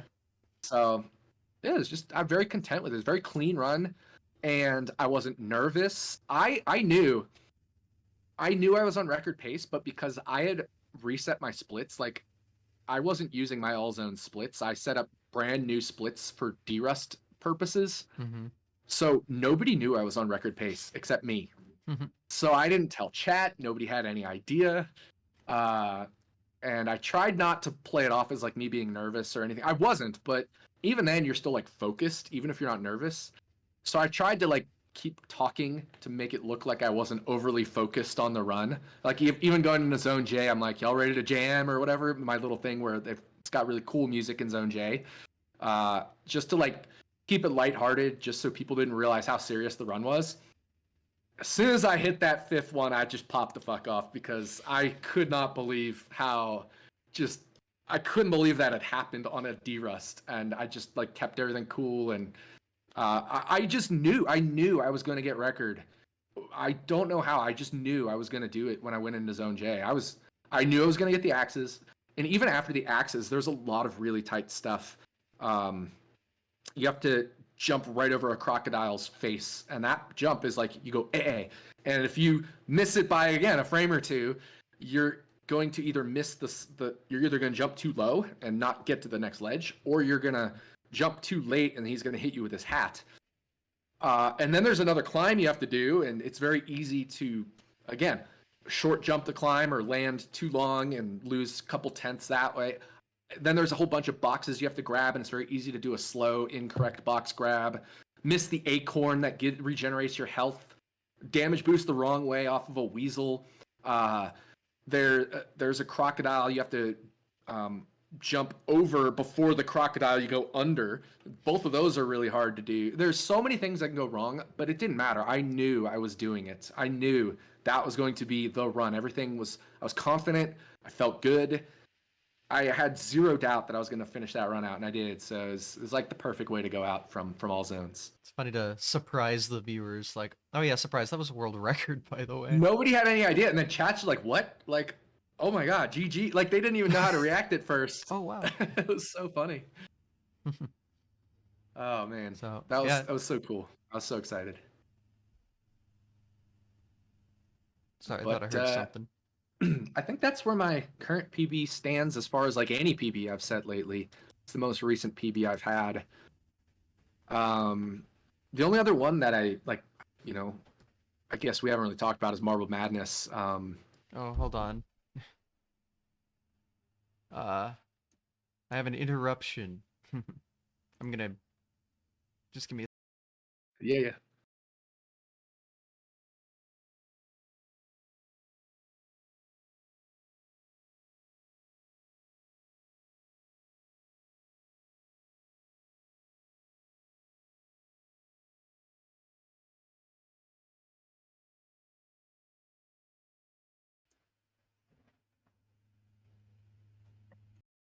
All right, sorry about that. It's what All happens good. when you don't live alone. All right, so where were we? Oh, yeah, just wrapped up all zones, and I was saying the only other real run that like I've kind of like had periods of grinding is Marble Madness. Mm-hmm. Talking about unexpected PBs. So Marble Madness is another run I've done for a while. My original goal was just get sub 3, and I did it during that stream where Legend of Zelda got voted in Mm-hmm. as the game I was going to speedrun next. I was doing Marble Madness speedruns because that doesn't really have a learning curve. You just kind of do it. Mm-hmm. And so I got a PB on that stream, which I was really excited about because I wanted to get a PB because I think it was a 12-hour stream, and I just wanted to get a PB for my brother on that marathon that I did, and the fundraiser marathon thing. And so I did. So I was really excited about that. And so eventually I wanted to, get a good Marble Madness time. I was never like I'm going to compete for a world record or anything. I'm still not like that. Mm-hmm. But I've always been like, yeah, I can get a little bit more. Yeah, I can get a little bit more. So I've had like on and off bursts of Marble Madness, kind of like with all zones for Chippendale. And so I had a little burst of like, okay, yeah, I can do Marble Madness. And my most recent burst, I don't know, I did it for 2 or 3 days and wasn't expecting a PB or anything. Just kind of wanted to play it and play through it. And I think it was maybe on the second day. I don't even think it was 3 days. I think it was 2 days that I played it. And I basically tied all of my other than the second level, which is very hard to do. I even got the task frame rule on the first level Mm. of Marble Madness. And I got one frame rule away from tasks on the second level, or from human best, I guess. Yeah. And then every other level after that, I matched like my golds until aerial. I think I lost one frame rule, Mm. and I was on this crazy pace. And then all of a sudden in silly, I nailed silly skip you can do a thing called a silly skip, which is like a pixel perfect trick. Yep. But sometimes if you short it by a pixel or two, you can fix it by doing an extra bounce off the wall and getting it on the second or the third try, and that'll cost you a couple frame rules each time. Marble Madness also has frame rules. But I nailed it like perfect first bounce silly skip, and I was like, oh my god, and I was not prepared for this. So I'm on this run that isn't just like good, but it is like almost essentially matching all my golds. So not just like PB pace, but like blow it out of the water PB Some of pace. And it was best like, pace almost. yeah, I was like Yeah. 3.5 seconds ahead of my PB, which at the time was a 947, 247, I believe. Mm-hmm. All these 947, like So many, Chippendale, now yeah. it's 247. It's confusing. I was on this insane pace. Yeah, I was on 247 was my PB. And clutching out the perfect final level would have gotten me a 243. Wow. And I actually died in the final level. I ran into the acid pool, and that cost me 2.1 seconds. So I got a 245, which I was still super excited about. I was like, it's like when I died, I was like, no, but I think I'm okay. I think I can still PB because I knew I was so far ahead. And I had time even to save an ultimate. So I knew even losing time, I was just losing a little bit of time, not all 4 seconds that I had room to lose. So I still got a 245 and just was so excited because it was totally not planned, kind of out of nowhere. And it worked out. So that was super cool. But now I'm like, well, what if I just do that run again without the death? Without the death, of course. So then I can get a 243. Then I Yeah. can add in early hammers for aerial, which I've never done. Although, the last time I streamed 2 days ago, I accidentally did early hammers. I didn't realize it. I mean, Whoops. I did realize it. I knew I got it, but I was so unprepared for it that I died right after the hammers. Oh, okay. So I didn't even gold. And then I can add in the Lakuki skip thing, which I've never done. But Yeah, the I'm pause sure, at the end. yeah, Yeah. that saves another 0.8 optimally, but let's say half a second. Yeah, because it depends on your unpause. Because if you Yeah. like unpause too early, doesn't it just not unpause at all? Right, You have to right. wait a minute. Yeah, that sucks. Yeah. So, I mean, you can save 0.8, but even if I just save 0.5 and I get early hammer and I don't die, then all of a sudden I'm at a 241 potentially. And then it's just about optimizing the heck out of these frame rules because I know there's frame rules I can save. Even when I matched my golds, I can still gold intermediate. I can, with early hammer aerial, I can save more than a second, I think. With more optimization of my movement and silly, I can save probably another 2 frame rules. So there's just like other little things I can do to bring it down to Yellsrick and Sumwest's level, which I'm not going to do. Yeah. I'm very happy if I just land a run with first time silly skip, getting near my golds that I've gotten, early hammer and a kooky skip, and that's a 241, and that would be like my end game right there for Marble Madness. I have zero desire to optimize frame rules. Yeah, it's crazy. It's down to that. 238, right? I know, it's so What? incredible, and it's How's that happen? testament to Yells and West on how far they pushed that down, and also to Lukuki on just finding that skip. Like, we think games are dead. He literally found a skip that's faster than the task, and that's the new task now. Oh yeah. Is his task. Like, that's so cool that we found something that's even the task didn't have, the years old task. You know, the 2J warpless task didn't have 2-1 flag despawn. It doesn't save time in tasks, but Yeah. I don't think it was known about, Right. Right. which Exactly. is crazy because that's a lot easier to do than the pause. Yeah. Oh, yeah, for sure. Well, that's Uh, the other thing. Like in yeah. 2J, I mean, we found, or even in SMB1, just since I stopped speedrunning it, like when you found the plant Oh despawn yeah, thing that. in SMB1 in 8-2, or the flag despawn, like you said in 2J, like just all these little things that we still find to this day. Whether the task is known about it or not, just the way humans didn't know a setup for it. Hmm. Now we do. It's so cool. Oh yeah, I love that. And that, game's never solved. There's always going to be something. Until Like, we've actually matched the tasks on a game like Mario 1, mhm. it's always solved, and you never know, like you never ever know if there's some weird magical combination of buttons that somehow helps us find something else. Mhm. You never know. Nope. So it's just a matter of, does it exist or not. We won't know until it happens. Yep. Are there any other games you run that we didn't talk about yet that you want to talk about at least? No, I mean, like I said, I've run a few others. I've kind of run through them. Ice hockey is a really fun one, but it's just pure hell as far as like RNG. Yeah. Um, and it's just a pure RNG grind at this point for me. But I do want to try to improve that. I have three. I'm the only person with a 202 in ice hockey, and I have three of them. I have a 202.8, 202.766, and a 202.733. So Hmm. each time was a two-frame improvement on that one. But I'd love to be able to get a 201. It's definitely possible. My golds are in the sub 2, which I don't think will ever be possible unless we find some RNG manip. But Hmm.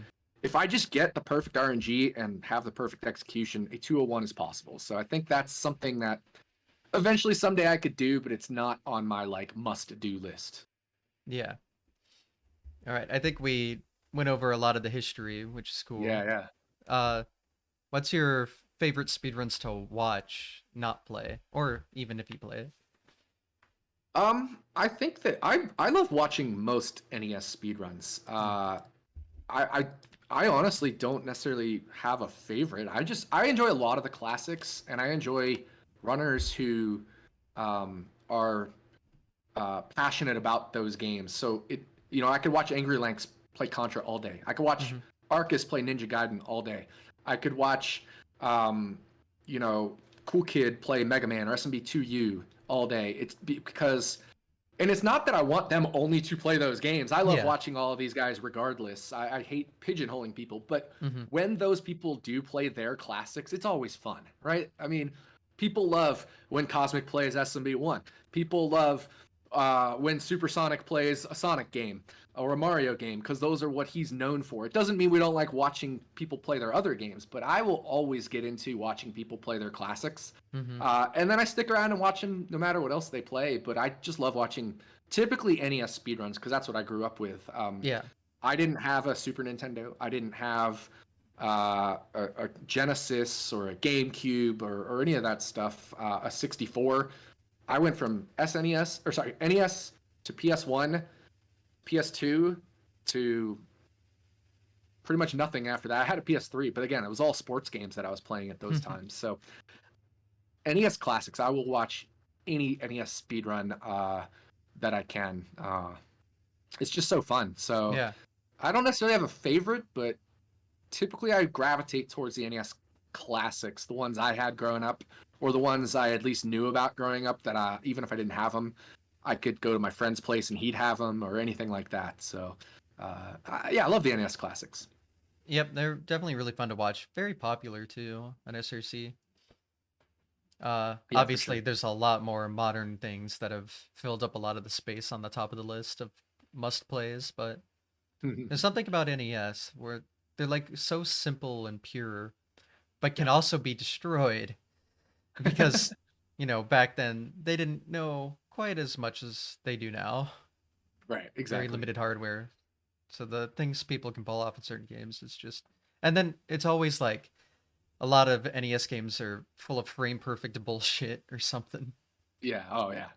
No, that's frame perfectness is not a requirement for enjoying things No. for me. So Yeah, I just noticed that a lot with NES speedruns specifically.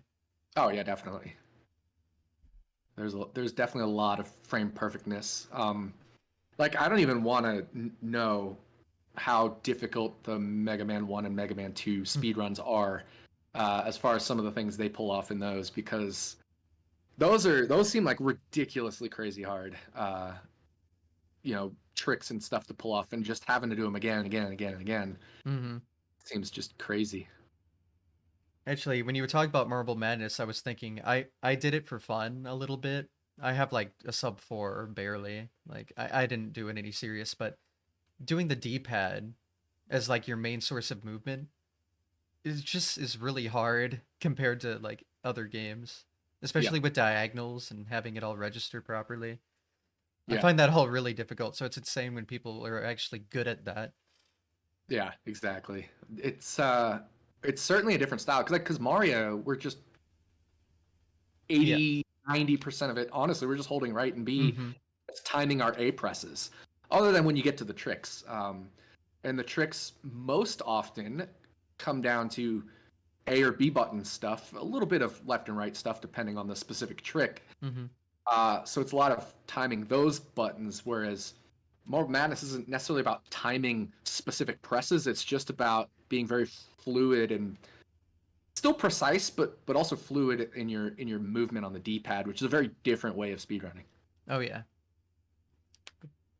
It's crazy how many different control methods and stuff for some games there are. Like Yeah, even, something that's for the same console has so many different like for you were saying for Metroid, there's like 6 different grips or something. mashing the select button is something I never thought I would do in a speedrun, right? And it's just every game has its own quirks, and it's cool that way. Like Yeah, it's Marble very Madness, we cool. literally pause the game to go faster. Yeah. What? What What? is that? It's so funny. Like, what other game does that? Unless you're trying to like manipulate RNG in Tetris or something, like that we see the task do, but there's no way to do that actually. Yeah. So, but like Marble Madness, we literally intentionally pause the game to go faster. It's so crazy. Yeah, and I mean the task pause is like that is optimal. Yeah, You do not see that other places. it's so funny. So yeah, NES is such a cool console. Oh yeah. I don't really, like I said, I don't really have a favorite, but I love watching NES Hmm. speedruns, and like all my future goals as well. They're on the NES. Just as far as like we talked about sub 30, sub 10, sub 5 in those classics. But even then, like other games I want to play, I still have other games that haven't even started speedrunning yet that I would love to at some point, whether it's SMB3 or Barbie. I think that would be a fun. I've done the first 2 levels of Barbie perfectly. That would be a fun one to like actually do the whole speedrun of, I think. Plus, it's like it's just funny. Like I think it's a little bit of a meme, but at the Hmm. same time, it's actually kind of a serious speedrun. Yeah. Everything's a serious speedrun if you take it seriously. Yeah, for sure. Actually, now that I think about it, you don't have any like speedruns that aren't NES, do you? No, They're all I don't. NES. They're all NES. That's right. I Yeah. guess like the most obscure one would be Duck Hunt. Duck Hunt. I have a Duck Hunt speedrun on the leaderboards. Yeah, I got a sub 3 in that.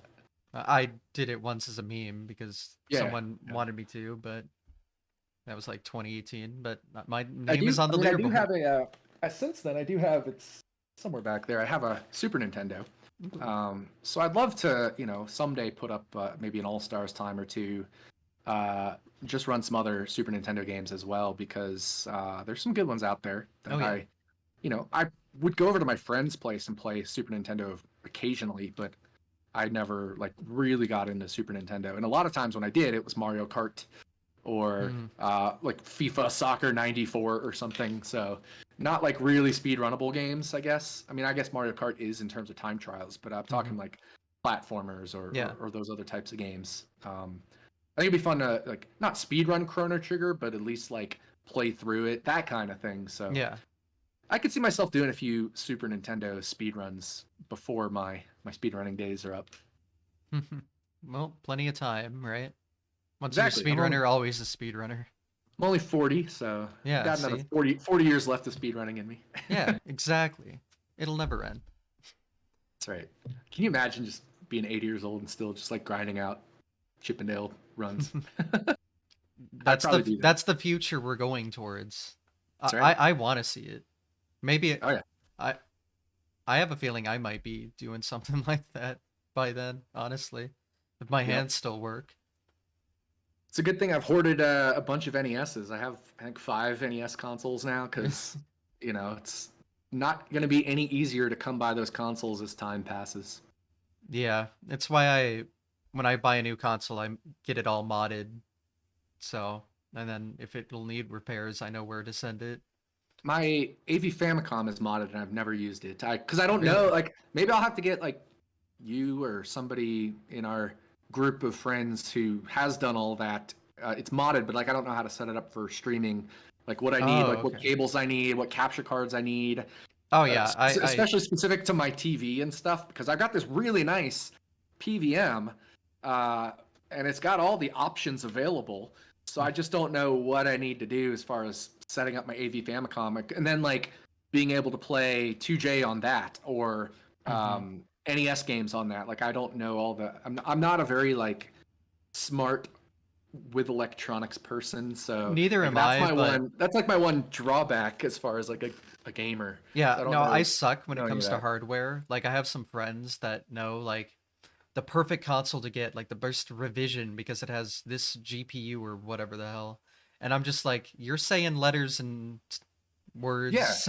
it's gibberish to me. And then it's Yeah. like even then, like in OBS, you have to like set up all Mm-hmm. these different settings, and then there's like de-interlacing, and like Oh yeah. I don't know what any of that means. I Just I if have all somebody the sets it up for me, that'd be great. I could. I have all the settings. Like I have my RGB modded AV Famicom. I know Nice. I know what capture card I have. I know how it all set Did up. Dotson mod yours?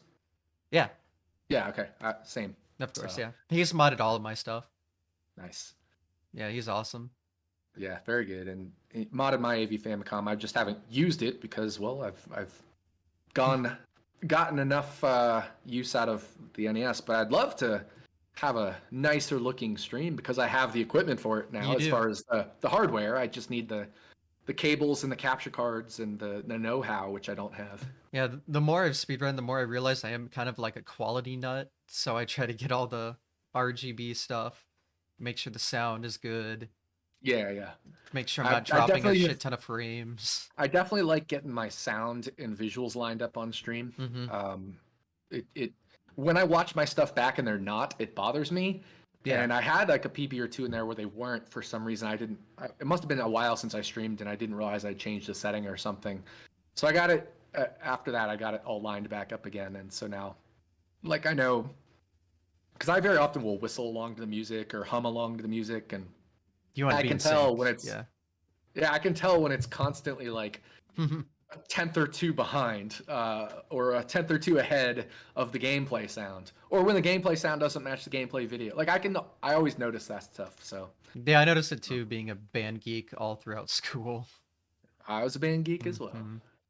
So What I was your feel instrument that again? trombone. Trombone, got it. I was talking about it probably with Supersonic, and it gets brought up a lot, but so many SMB1 top runners were trumpet players in band in like high school. Yeah, yeah, It's funny yeah. because I I actually was one of started out in those. college as a music major.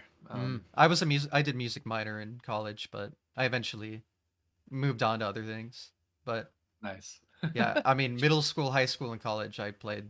So, and then Same. I had music theory in high school. So, Mhm. yeah, I can tell when things aren't lined up, Yeah, especially yeah. with like rhythmic stuff, which I guess Uh, helps with speedrunning too, having a good rhythm.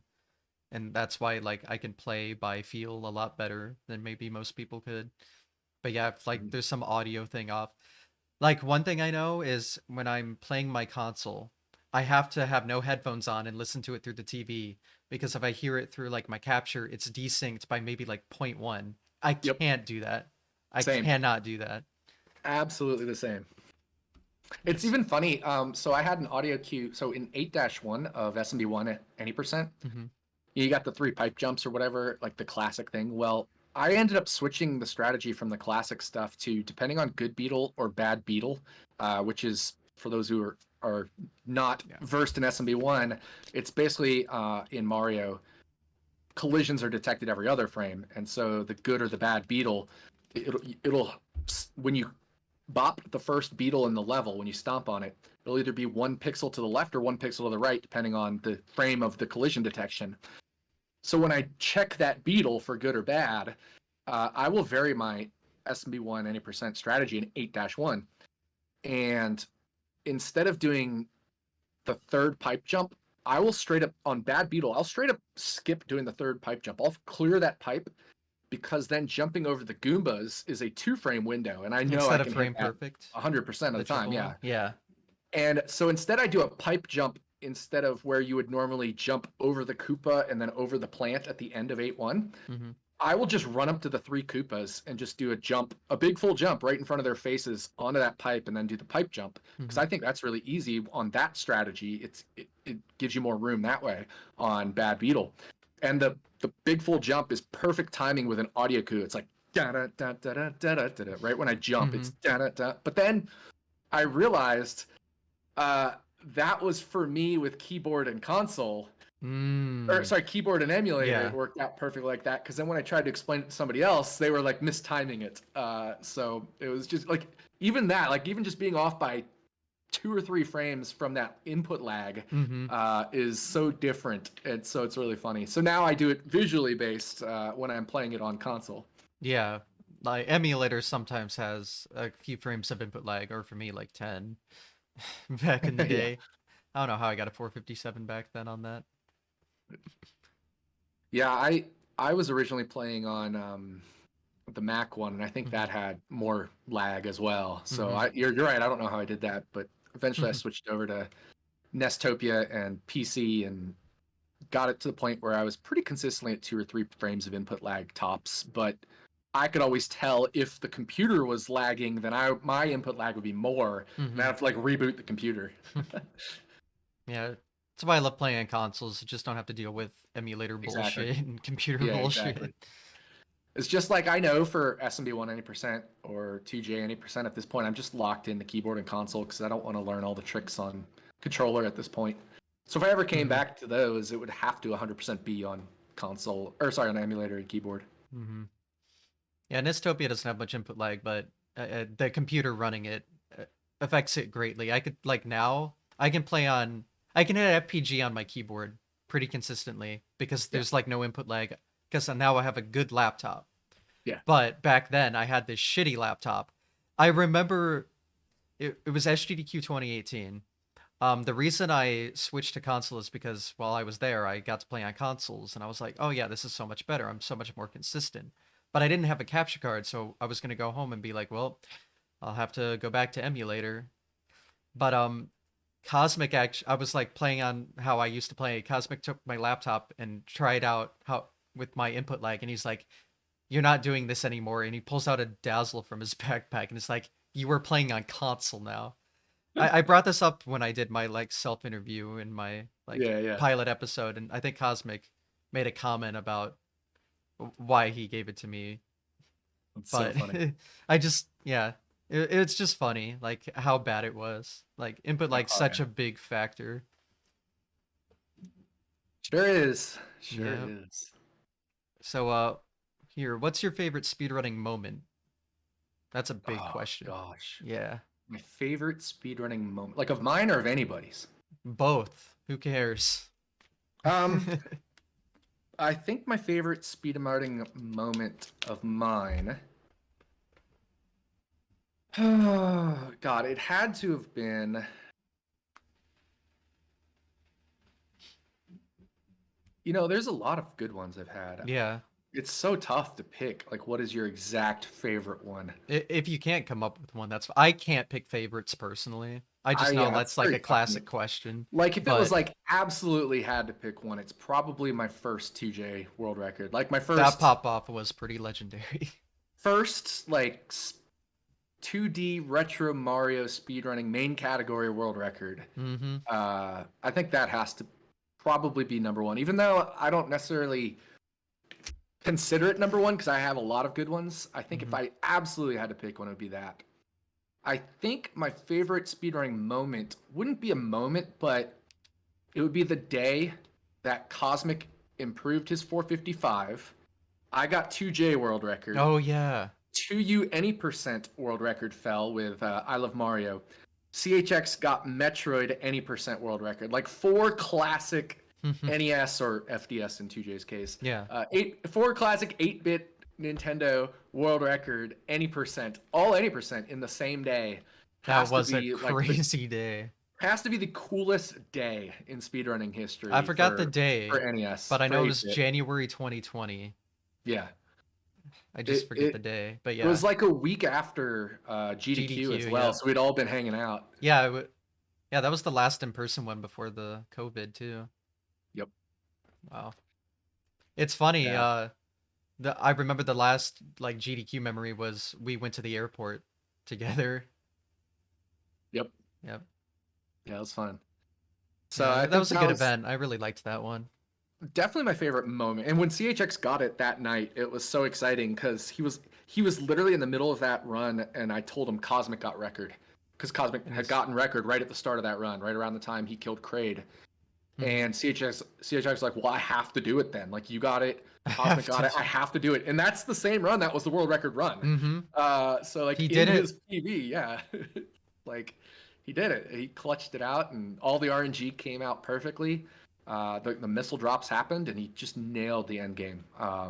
And so it was the ultimate day. It was just It such a was cool yeah. day. Yeah, That that was a sick day. I remember it very well. yeah. Just seeing And like, oh, world record. Oh, another one. Oh, there's it another was one. right around a crazy time too, because the day before Ethan had gotten the all four or all five world record. I forget which one it And was. All Stars, yeah. In all stars in terms of any percent. Hmm. And the day after, I believe Lack got the world record in Zelda. Was Any that the percent no pay. 27 or was that before then? Yeah, I'm not 100% positive which Mm. one it was, but I think no, it wasn't Lack. It was Oh, who was it before Lack? It was there was uh RC Drone. RC Drone. That's who Oh, it that was. I is think right. he got Okay. it that day, like the day after, and then I think Mitch broke one of the world records later that week as well. So I think all three of the SMBs, all four of the SMBs, any percent got set in the same week. I think. So it's Wow. just a crazy time for like the most popular NES speedruns, like some of the biggest ones, all got set in the same week. Yeah, the week I remember that's like that was 2021, I think. God, I don't really remember. But like I think Nifsky had just gotten 454, like the first one. And Yep. then he got the Warpless record. But then the next day I beat it and finally got my second barrier, the 1857. And Yeah, it yeah, was that just the was next fun. day. But then there was so that was like Mario 1 stuff, but I swear there were other things. God, I don't remember. I just remember there was so much. Like maybe there's a Yeah, 2J some I don't know. There it's weird that like so many things can happen at the same time. yeah. Maybe it's like a secret motivation thing. Just like, oh, a world record. You World hear about record. this and you hear World about record. that, and it just kind of happens. Yeah, yeah, Yeah. exactly. It's just I don't know, man. It just everything happened all at once for all of these people, and it just seemed to work out and in a short time span. And it wasn't like we were all trying like Cosmic wasn't like, oh man, like Tecate got world record, so I have to get it. And CHX, I might have been the only one just because of the day, but like I Love Mario wasn't like, oh, all these people or Yeah, no. Ethan got record yesterday or Lack the next day or not Lack. RC Drone probably wasn't like, oh, all these records got. It just happened. It just Um, happens. Maybe there's some subconsciousness to it, but it just kind of happened, and yeah, it's just really really cool how that all worked out. Yeah. It's just yeah, like G-Beds is saying, it's frequent for big records to happen on the same day. I don't know what it Yep. is. Um Here, what's your favorite like live event moment? Do you have like a GDQ or something like that? Yes. I guess my favorite live event moment at a GDQ or anything like that is just so in 2J in 1-1 of 2J, we know it's possible because the task does it where you can clip into the ground and get full flagpole glitch. Mm-hmm. So Cosmic and I just for one day like we had a moment where so I mean he was kind of like I'd never done flagpole glitch on console ever, so Hmm. we just busted it out and I did flagpole glitch, and then we started goofing off in 2J, and we were trying to get that thing to happen where we clip in and trigger full flagpole glitch, and we made a save state like right in front and tried all the different methods. There's a method where you can like kick a Koopa into the pit and bounce off it, or like grab a falling mushroom, and all sorts of ways that you can get into there from the tasks. But we were so close so many times. We even like could occasionally like partially clip in, but always get kicked out. I think it might have been like a subpixel where you couldn't like clip in Hmm. fully, but we never got it. But that was just fun, like for like an hour or two, just hanging out with like Cosmic, who right, like Hmm.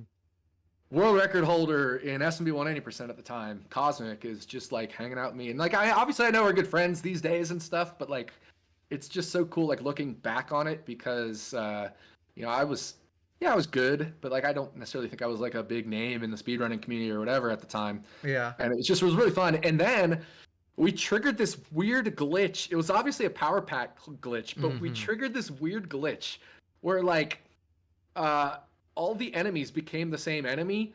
And so like we got up to a part where like Bowser was throwing Bowsers or something, and like the bullet bills were spitting out Bowsers. It was like this Was weird it glitch on Bowser the power pack. ass? I've seen that one a lot. Like it's just Well, because Bowser has like two sprites, the two hitboxes, like his head and then his bottom side. yeah, something like But that. yeah, So I remember it was like the practice ROM. If he paused a certain way, every enemy would become but we Bowser didn't know about ass. it at the time. We didn't know that it could do that at times. So that was like Yeah. the first time we discovered it. We were just laughing so hard because it was just so funny. And we were able to do it with like other enemies as well. But like Hmm. the Bowser one was just the funniest because it's just the image of like Bowser shooting out of the bullet bill launcher. It was just like hilarious. And just like multiple Bowsers on the screen. It was so funny. I do love that glitch. It's Yeah, because always like we fun. could like when we'd watch because I never had Power Pack with 2J ever up until recently. I still haven't done it, but Hmm. like when I'd watch West and he'd leave he'd do speedrun attempts, and after a while, if the Power Pack's been on too long, it'll just start doing whatever random glitch. You get a lot of fun ones, but we never saw that one just from like gameplay, Hmm. only from like doing the weird like pause and save state stuff we did. Yeah, it's funny. I have a EverDrive Pro, like N8 Pro now, and that does FDS like flawlessly. I've never had an issue, which is awesome. But Yeah. like the original EverDrive and I guess the Power Pack too, if you were playing the game for too long, like just doing attempts, random glitches would just happen. Hmm. Like piranha plant waterfalls, Yeah. just straight up crashes, I think there was music corruption. maybe one time I think Wes got to 8-4 Yeah, there and is. had a glitch. I think He there was at It least one was record for water and then the fire bar that. Fire just went somewhere bars. else and Yeah. then the game froze and he just was like Yeah, fuck. yeah. Like what can you do? Oh my Yeah. god, and the best part about Wes's current PB, which is the Yeah. 755.999, is originally we thought that pattern was impossible to beat. We didn't realize there was a specific frame you could jump from and get through the hammers on an exact one frame window. Mhm.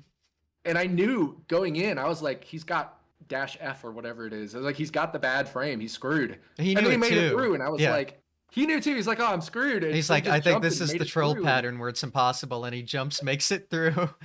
we're like, It's what? like, oh, And it happened to be dot 999. Like nobody 999. had ever jumped through that, even in like save states for whatever reason. And Wow. it happened. And then like we replicate it back, and I was like, oh yeah, that totally is a frame you can do that, and we never knew. That was hilarious. Because That we were was trying like to make sure Wes's it wasn't like a power pack glitch or something. that was like And Wes's biggest pop off because I think he was fully expecting to die and didn't. It was yeah, like, oh, it was so that's a funny. funny And one. the best part is it's 0.999. Yeah, point nine I nine love nine. so yeah, that's what it was. So in the 755 second bracket, there's 0.999, which is possible, and 0.001, I think. Mm. Uh, so it's like you can get the highest and lowest possible without it being a .000 on either end. Yep, that is funny. Um, what other? You said you were in GDQ like this past one. I remember seeing that, and you praising Chip and Dale a lot, which yeah, it deserves to, of course. Very cool. But You were in other GDQs, right? I know you were in GDQX because Supersonic Yep. brought up the memory of you guys dressing up as the Mario Bros. Oh yeah, that was a fun one. That's funny. Supersonic and I had a great time doing GDQX. Hmm. Uh, we had a really good All Star race, I think, or not All Star, Warpless race. I think we were pretty much neck and neck until 5-4 when I took damage before 5-4, but I knew I could do it small, and I did everything just fine, or something like that. And Hmm. then, oh no, I know what it was. I had fire, and I was totally fine. And I tried to risk going under the Potaboos, and I hit the Potaboo. Mm. And I was like, no big deal, because then I can just grab power ups in 6-1. So it was like a Yep. planned thing Yeah. for me to do. But for some reason, I was grabbing the axe. I like messed up the axe grab and like just barely missed it, and then Bowser killed me. So I had to go Hmm. back through 5-4 and do it again. And so that ended up costing me in that race. It was still a good time. Like I had Yeah. a good overall speedrun time, and I was pretty happy. I think with like a lower mid 20s for a live event, and especially like only having just started playing on console, I was Hmm. really pleased with that. And then Supersonic was slated to do any percent, and he asked them like, "Hey, can Tecate do it too?" And I was like, "Okay, Oh. like Oh. sure." So I did it, and like we both nailed 1-2, which is like super awesome Hmm. because the pipe jumps are hard. And then we both Oh yeah. nailed the wrong warp, and I was like, "Sweet." And then I just straight up botched the first like 8-1 pipe jump. But Supersonic played an incredible run. I think he got like a 5 flat or just under a sub 5 or something. Wow. Like an amazing run for That's really good. Yeah. a marathon. I think it was a 5 flat or something like that. And I end up dying in 8-1, and that was fine. So then I make it through, I get to 8-2, and I'm ready to do the bullet bill glitch Hmm. just like for fun. Oh And yeah. I squish myself between the bullet bill and Hmm. the block. I like jumped like a frame earlier or something and died. So I do it again. So I. it was It's like funny really you funny. say that. I'm. You remember commentating the SGDQ 2020 Warpless race, Yeah. Supersonic Cosmic, and I. I think I did that in 8-2 Yeah. because yeah, I like took damage to a 7-3 cheap, which was sick, and then lost my lead. So then I was just like, well, time to bullshit and do whatever. So I went for a BBG and fucked it up that Oh yeah. exact same way.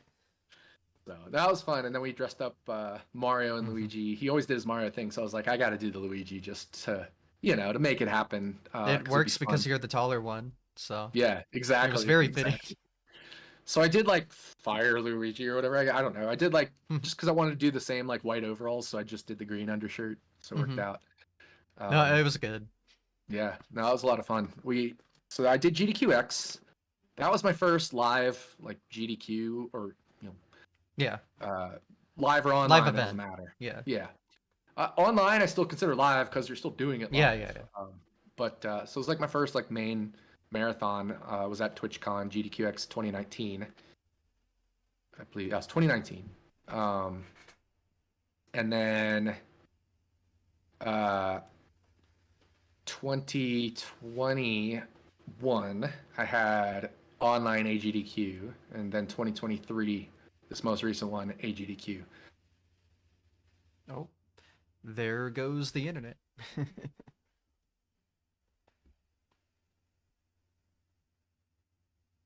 Dang. We were having such a good, clean run of no issues.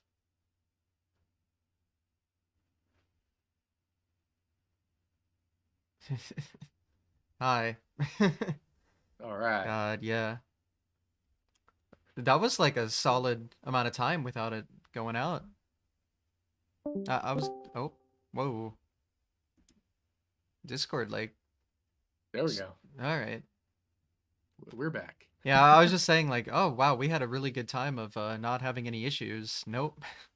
Nope. Nope. My But yeah, internet loves so to troll. those those three GDQs are the ones I did. GDQX Hmm. 2019, AGDQ 2021, AGDQ 2023 are where I had my runs. And obviously I've been to the other GDQs up until pre-pandemic. Hmm. I think from the first one that I went to, which was summer 2019, I believe. I think I went to all of the in-person ones until the pandemic. Yeah, I went to everyone. My first one was 2018 Yeah. SGDQ, and I went to everyone except SGQ 2019. I couldn't. but I've been to Oh, every other another one. another great in-person live memory was the four-player warpless race where we all just sucked, and then Roy soft locked. Oh, yeah, the AGDQ 2020 co-op race. Yeah. Yeah, it was Yeah. like, first of all, we had a hard time just even getting the co-op race to happen because I Mm-hmm. think you and or I think Cosmic was supposed to originally be in it with somebody. I think I was supposed to be out of it, and then I Yeah, subbed it took in. 2 takes. Yeah, and then I subbed in, and Mm-hmm. I remember just like all four of us, like me, you, Roy, and Supersonic, did not play our best. No, no, I sucked, but I was like so mad at Roy for soft locking I in know, the it's water. so funny. I was just like, no, and I just sunk into my chair. It was just like it was one of those things that could not Like, have been any more. how does that Uh, happen? yeah, it was so wild, but that Oh was pretty. God. Like looking back on it, it's so funny. Oh yeah, that is hilarious. I remember it very well. Yeah, That and those GDQ was like so fun. those NES blocks were fun. Yellsrick would Mm-hmm. always The set those NES up, blocks. and Yeah. we'd have those little just mini NES blocks. Which, because at GDQ now we don't get a ton of NES games that are featured, so Mm-hmm. we do our own little mini NES block, and Yellsrick streams it or streams it, I guess, to the RGL possibly. I Well, think it is. they record it and then play it back because they Yeah, don't that's want to what like it is. do a stream at the same time as GDQ at Right, right. GDQ. Yeah. Yeah, and it's always during the. I remember I was there at the first one. It was AGDQ 2019. I did a run there. Um, they did it like during a huge RPG speed run because they're like 8 hours. So it's like how many NES games can we beat in 8 hours? Yeah. Yeah, it's so fun because like it. That's how like we're all friends on the internet and stuff Mm-hmm. like that. But then Yeah. it's like you meet you in person, or Yeah. Roy, or Cosmic, or Darbian, or Sumwest, or Stuck in a Plate, or all these people that like we always talk to, Mm-hmm. and then you finally meet them in person. Supersonic, doesn't matter who. I'm gonna Yeah. forget names, Of and then we course. just hang out with these people, and it's Yeah. like, yes, like this is what I My love. people Yeah, exactly. in the same So, room. and like Supersonic and I, we've gone and hung out so many times since. He came to Vegas before the big 20 that I did, and we just hung out, had a good time. Obviously, GDQX, both of the other GDQs we've been in person. So it's just been so fun to just hang out with people and play video games. And I've gone and hung out with CHX since. So hopefully now that we're COVID's never gone, but at least now that it's not as pandemic-y as it was, I Mm-hmm. guess, and hopefully as we keep getting better and better Mm-hmm. treatments and things for that, it's more and more viable to go hang out with people, especially now Yep. that I've kind of gotten into a routine again with life. Life was just for everybody, I think, was weird around the COVID pandemic era. Mm-hmm. Um, and me switching jobs and all these different things that were happening in life. But so hopefully we can get more in-person gaming again here soon. Yeah, I'm hoping it becomes some more normal. Like I went to HDDQ 2022 and you know, obviously it was very limited and it needed to be, but it just wasn't nearly as fun as it used to be. So I Yeah. just hope, yeah, things keep improving and we get to the point where we can go back to normality because Yeah. those are the most fun times. I say it all the time. Like my favorite part about speedrunning is going to events and hanging Yeah. out. Like Oh, that is the 100% agree. best part. Yeah, for sure. Hmm. Well, I'm running out of things to talk about. I think Yeah, we've covered most of everything. I think we covered all like what my favorite stuff is, my Hmm. past, what I may speedrun in the future, GDQs. It's definitely been a good conversation because it's one of those things like you're hanging out or doing your own thing. You can stream, but you Hmm. don't have a chance to just like talk about everything Yeah, because exactly. oftentimes you're focused on the game that Hmm. you're playing. So it's cool to like be able to tell your story. So I think this series that you're doing is really cool to just have everybody kind of tell their story, so to Hmm. speak. Yeah, that's why I wanted to do it. I like listening to people talk. I like listening to stories. Yeah. So, and yeah, you don't really get to do that. And then if you're in person, you'd much rather like hang out instead of Yeah, exactly. listening to whatever the hell. So, yeah, Yeah, that's it's why I something wanted good to to do that. do. Yeah, it's something good to do. Like if like I very often I'll put things on when I'm going to sleep. Either put on a stream or ASMR or a Mm-hmm. podcast or something, and just conk out to that. So I'll often do it even in segments. Like I'll watch something in segments. Like I'll Mm-hmm. get through. Depends on the night. Depends on how sleepy I am. Maybe I'll get through 5 minutes one night or 30 minutes another night, and then you can just kind of put this on for a few nights in a row. So currently doing that with your opening episode. I think I've made it through about the first 15 minutes of that one.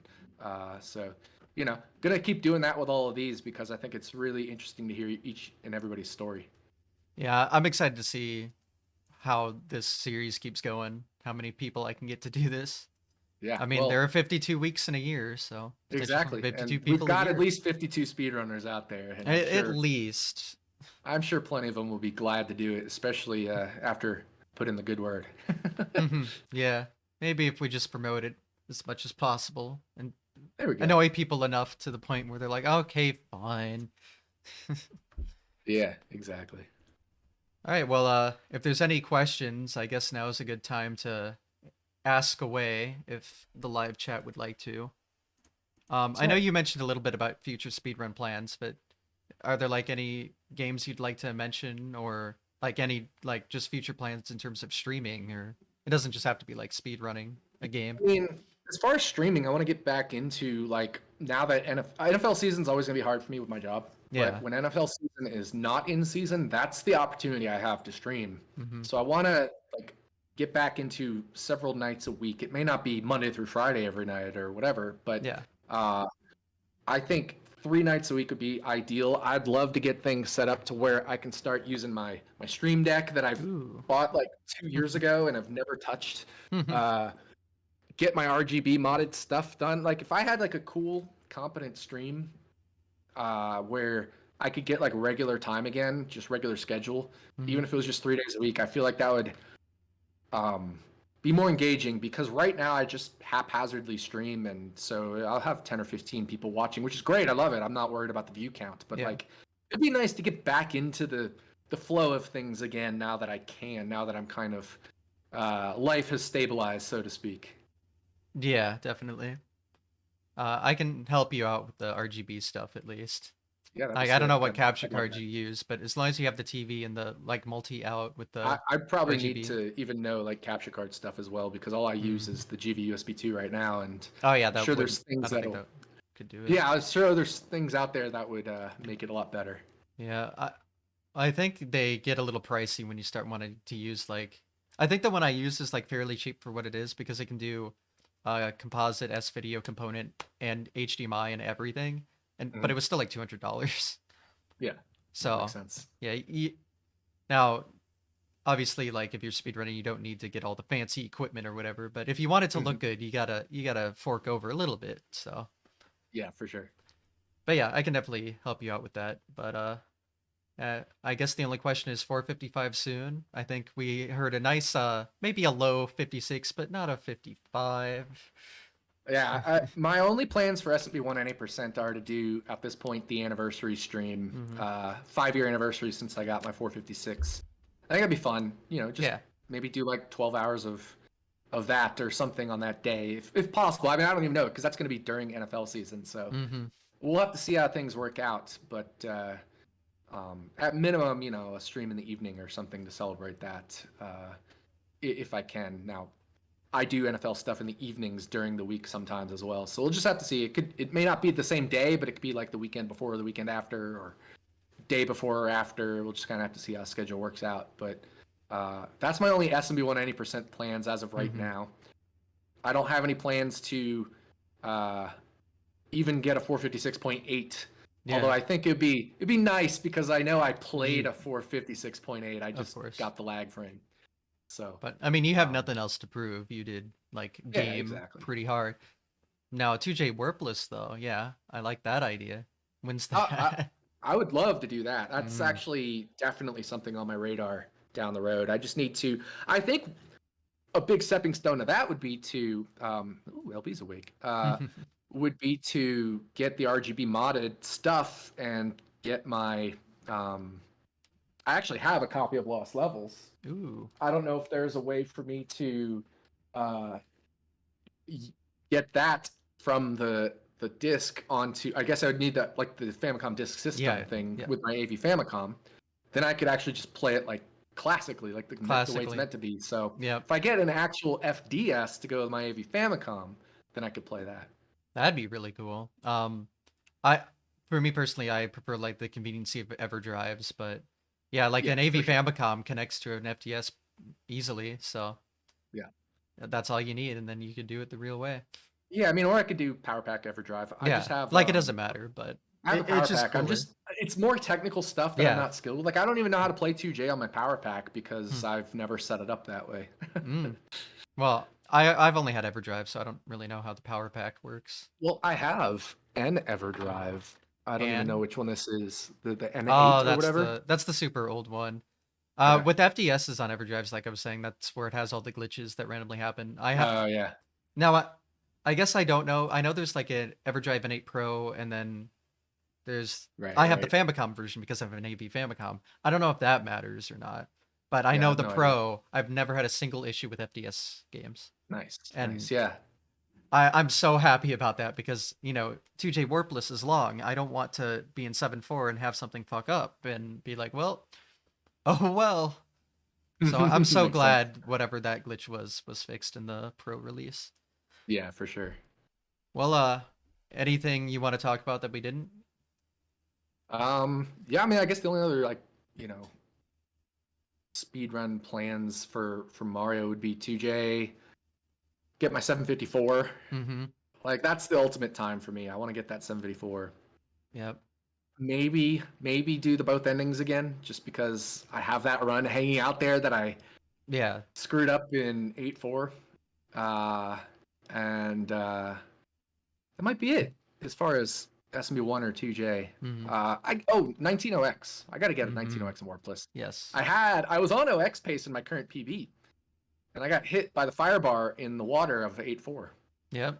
I was on 1907 or 1908 pace, and once I got hit, that costs a little bit of time Oh to yeah. get hit and power down. And then you have to wait on Bowser and Then I maybe waited on another the Pokemon. Potaboo, Yeah, that too. and I waited on Bowser. So Yep. it was like, dang, just Lost like 5 seconds at the very end. yeah, Yep. yeah, 4 or 5 seconds somewhere in the end there. So could have been an OX, but I'll get it back one of these days. I know Goofy Chocobo's run. He does the 1-1-1-2 power up grabs. I think that's Mm-hmm. probably what I'd want to do just to That's definitely get the more runs easiest going. way. Yeah.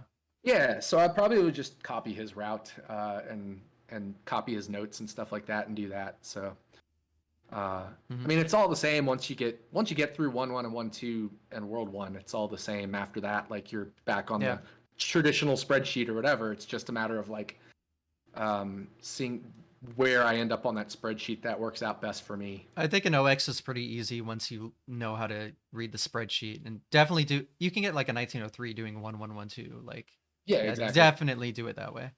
Yeah, for sure. It's definitely the Gives you way a to few go. seconds of wiggle room.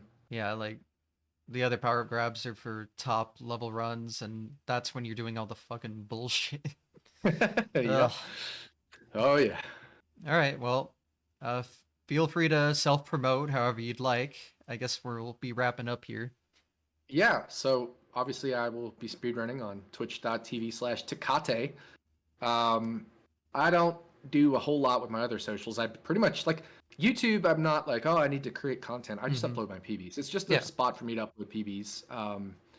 Occasionally, I will do something if I think there's something cool. Like I showed people how to do the screen scroll in Zelda, Mm-hmm. or I made a quick Chip and Dale tutorial for Big 20, something like that. But I don't really like create content there. It's a PB upload repository for YouTube. My Twitter's my Twitter. I usually just tweet random shit about Pokemon Go or when I go live or screen grab PBs or something from when we do PBs. So mostly just follow me on Twitch. I will be definitely streaming much more regularly now that NFL season is over. So for the next 6 or 7 months, you'll probably be able to catch me streaming more frequently.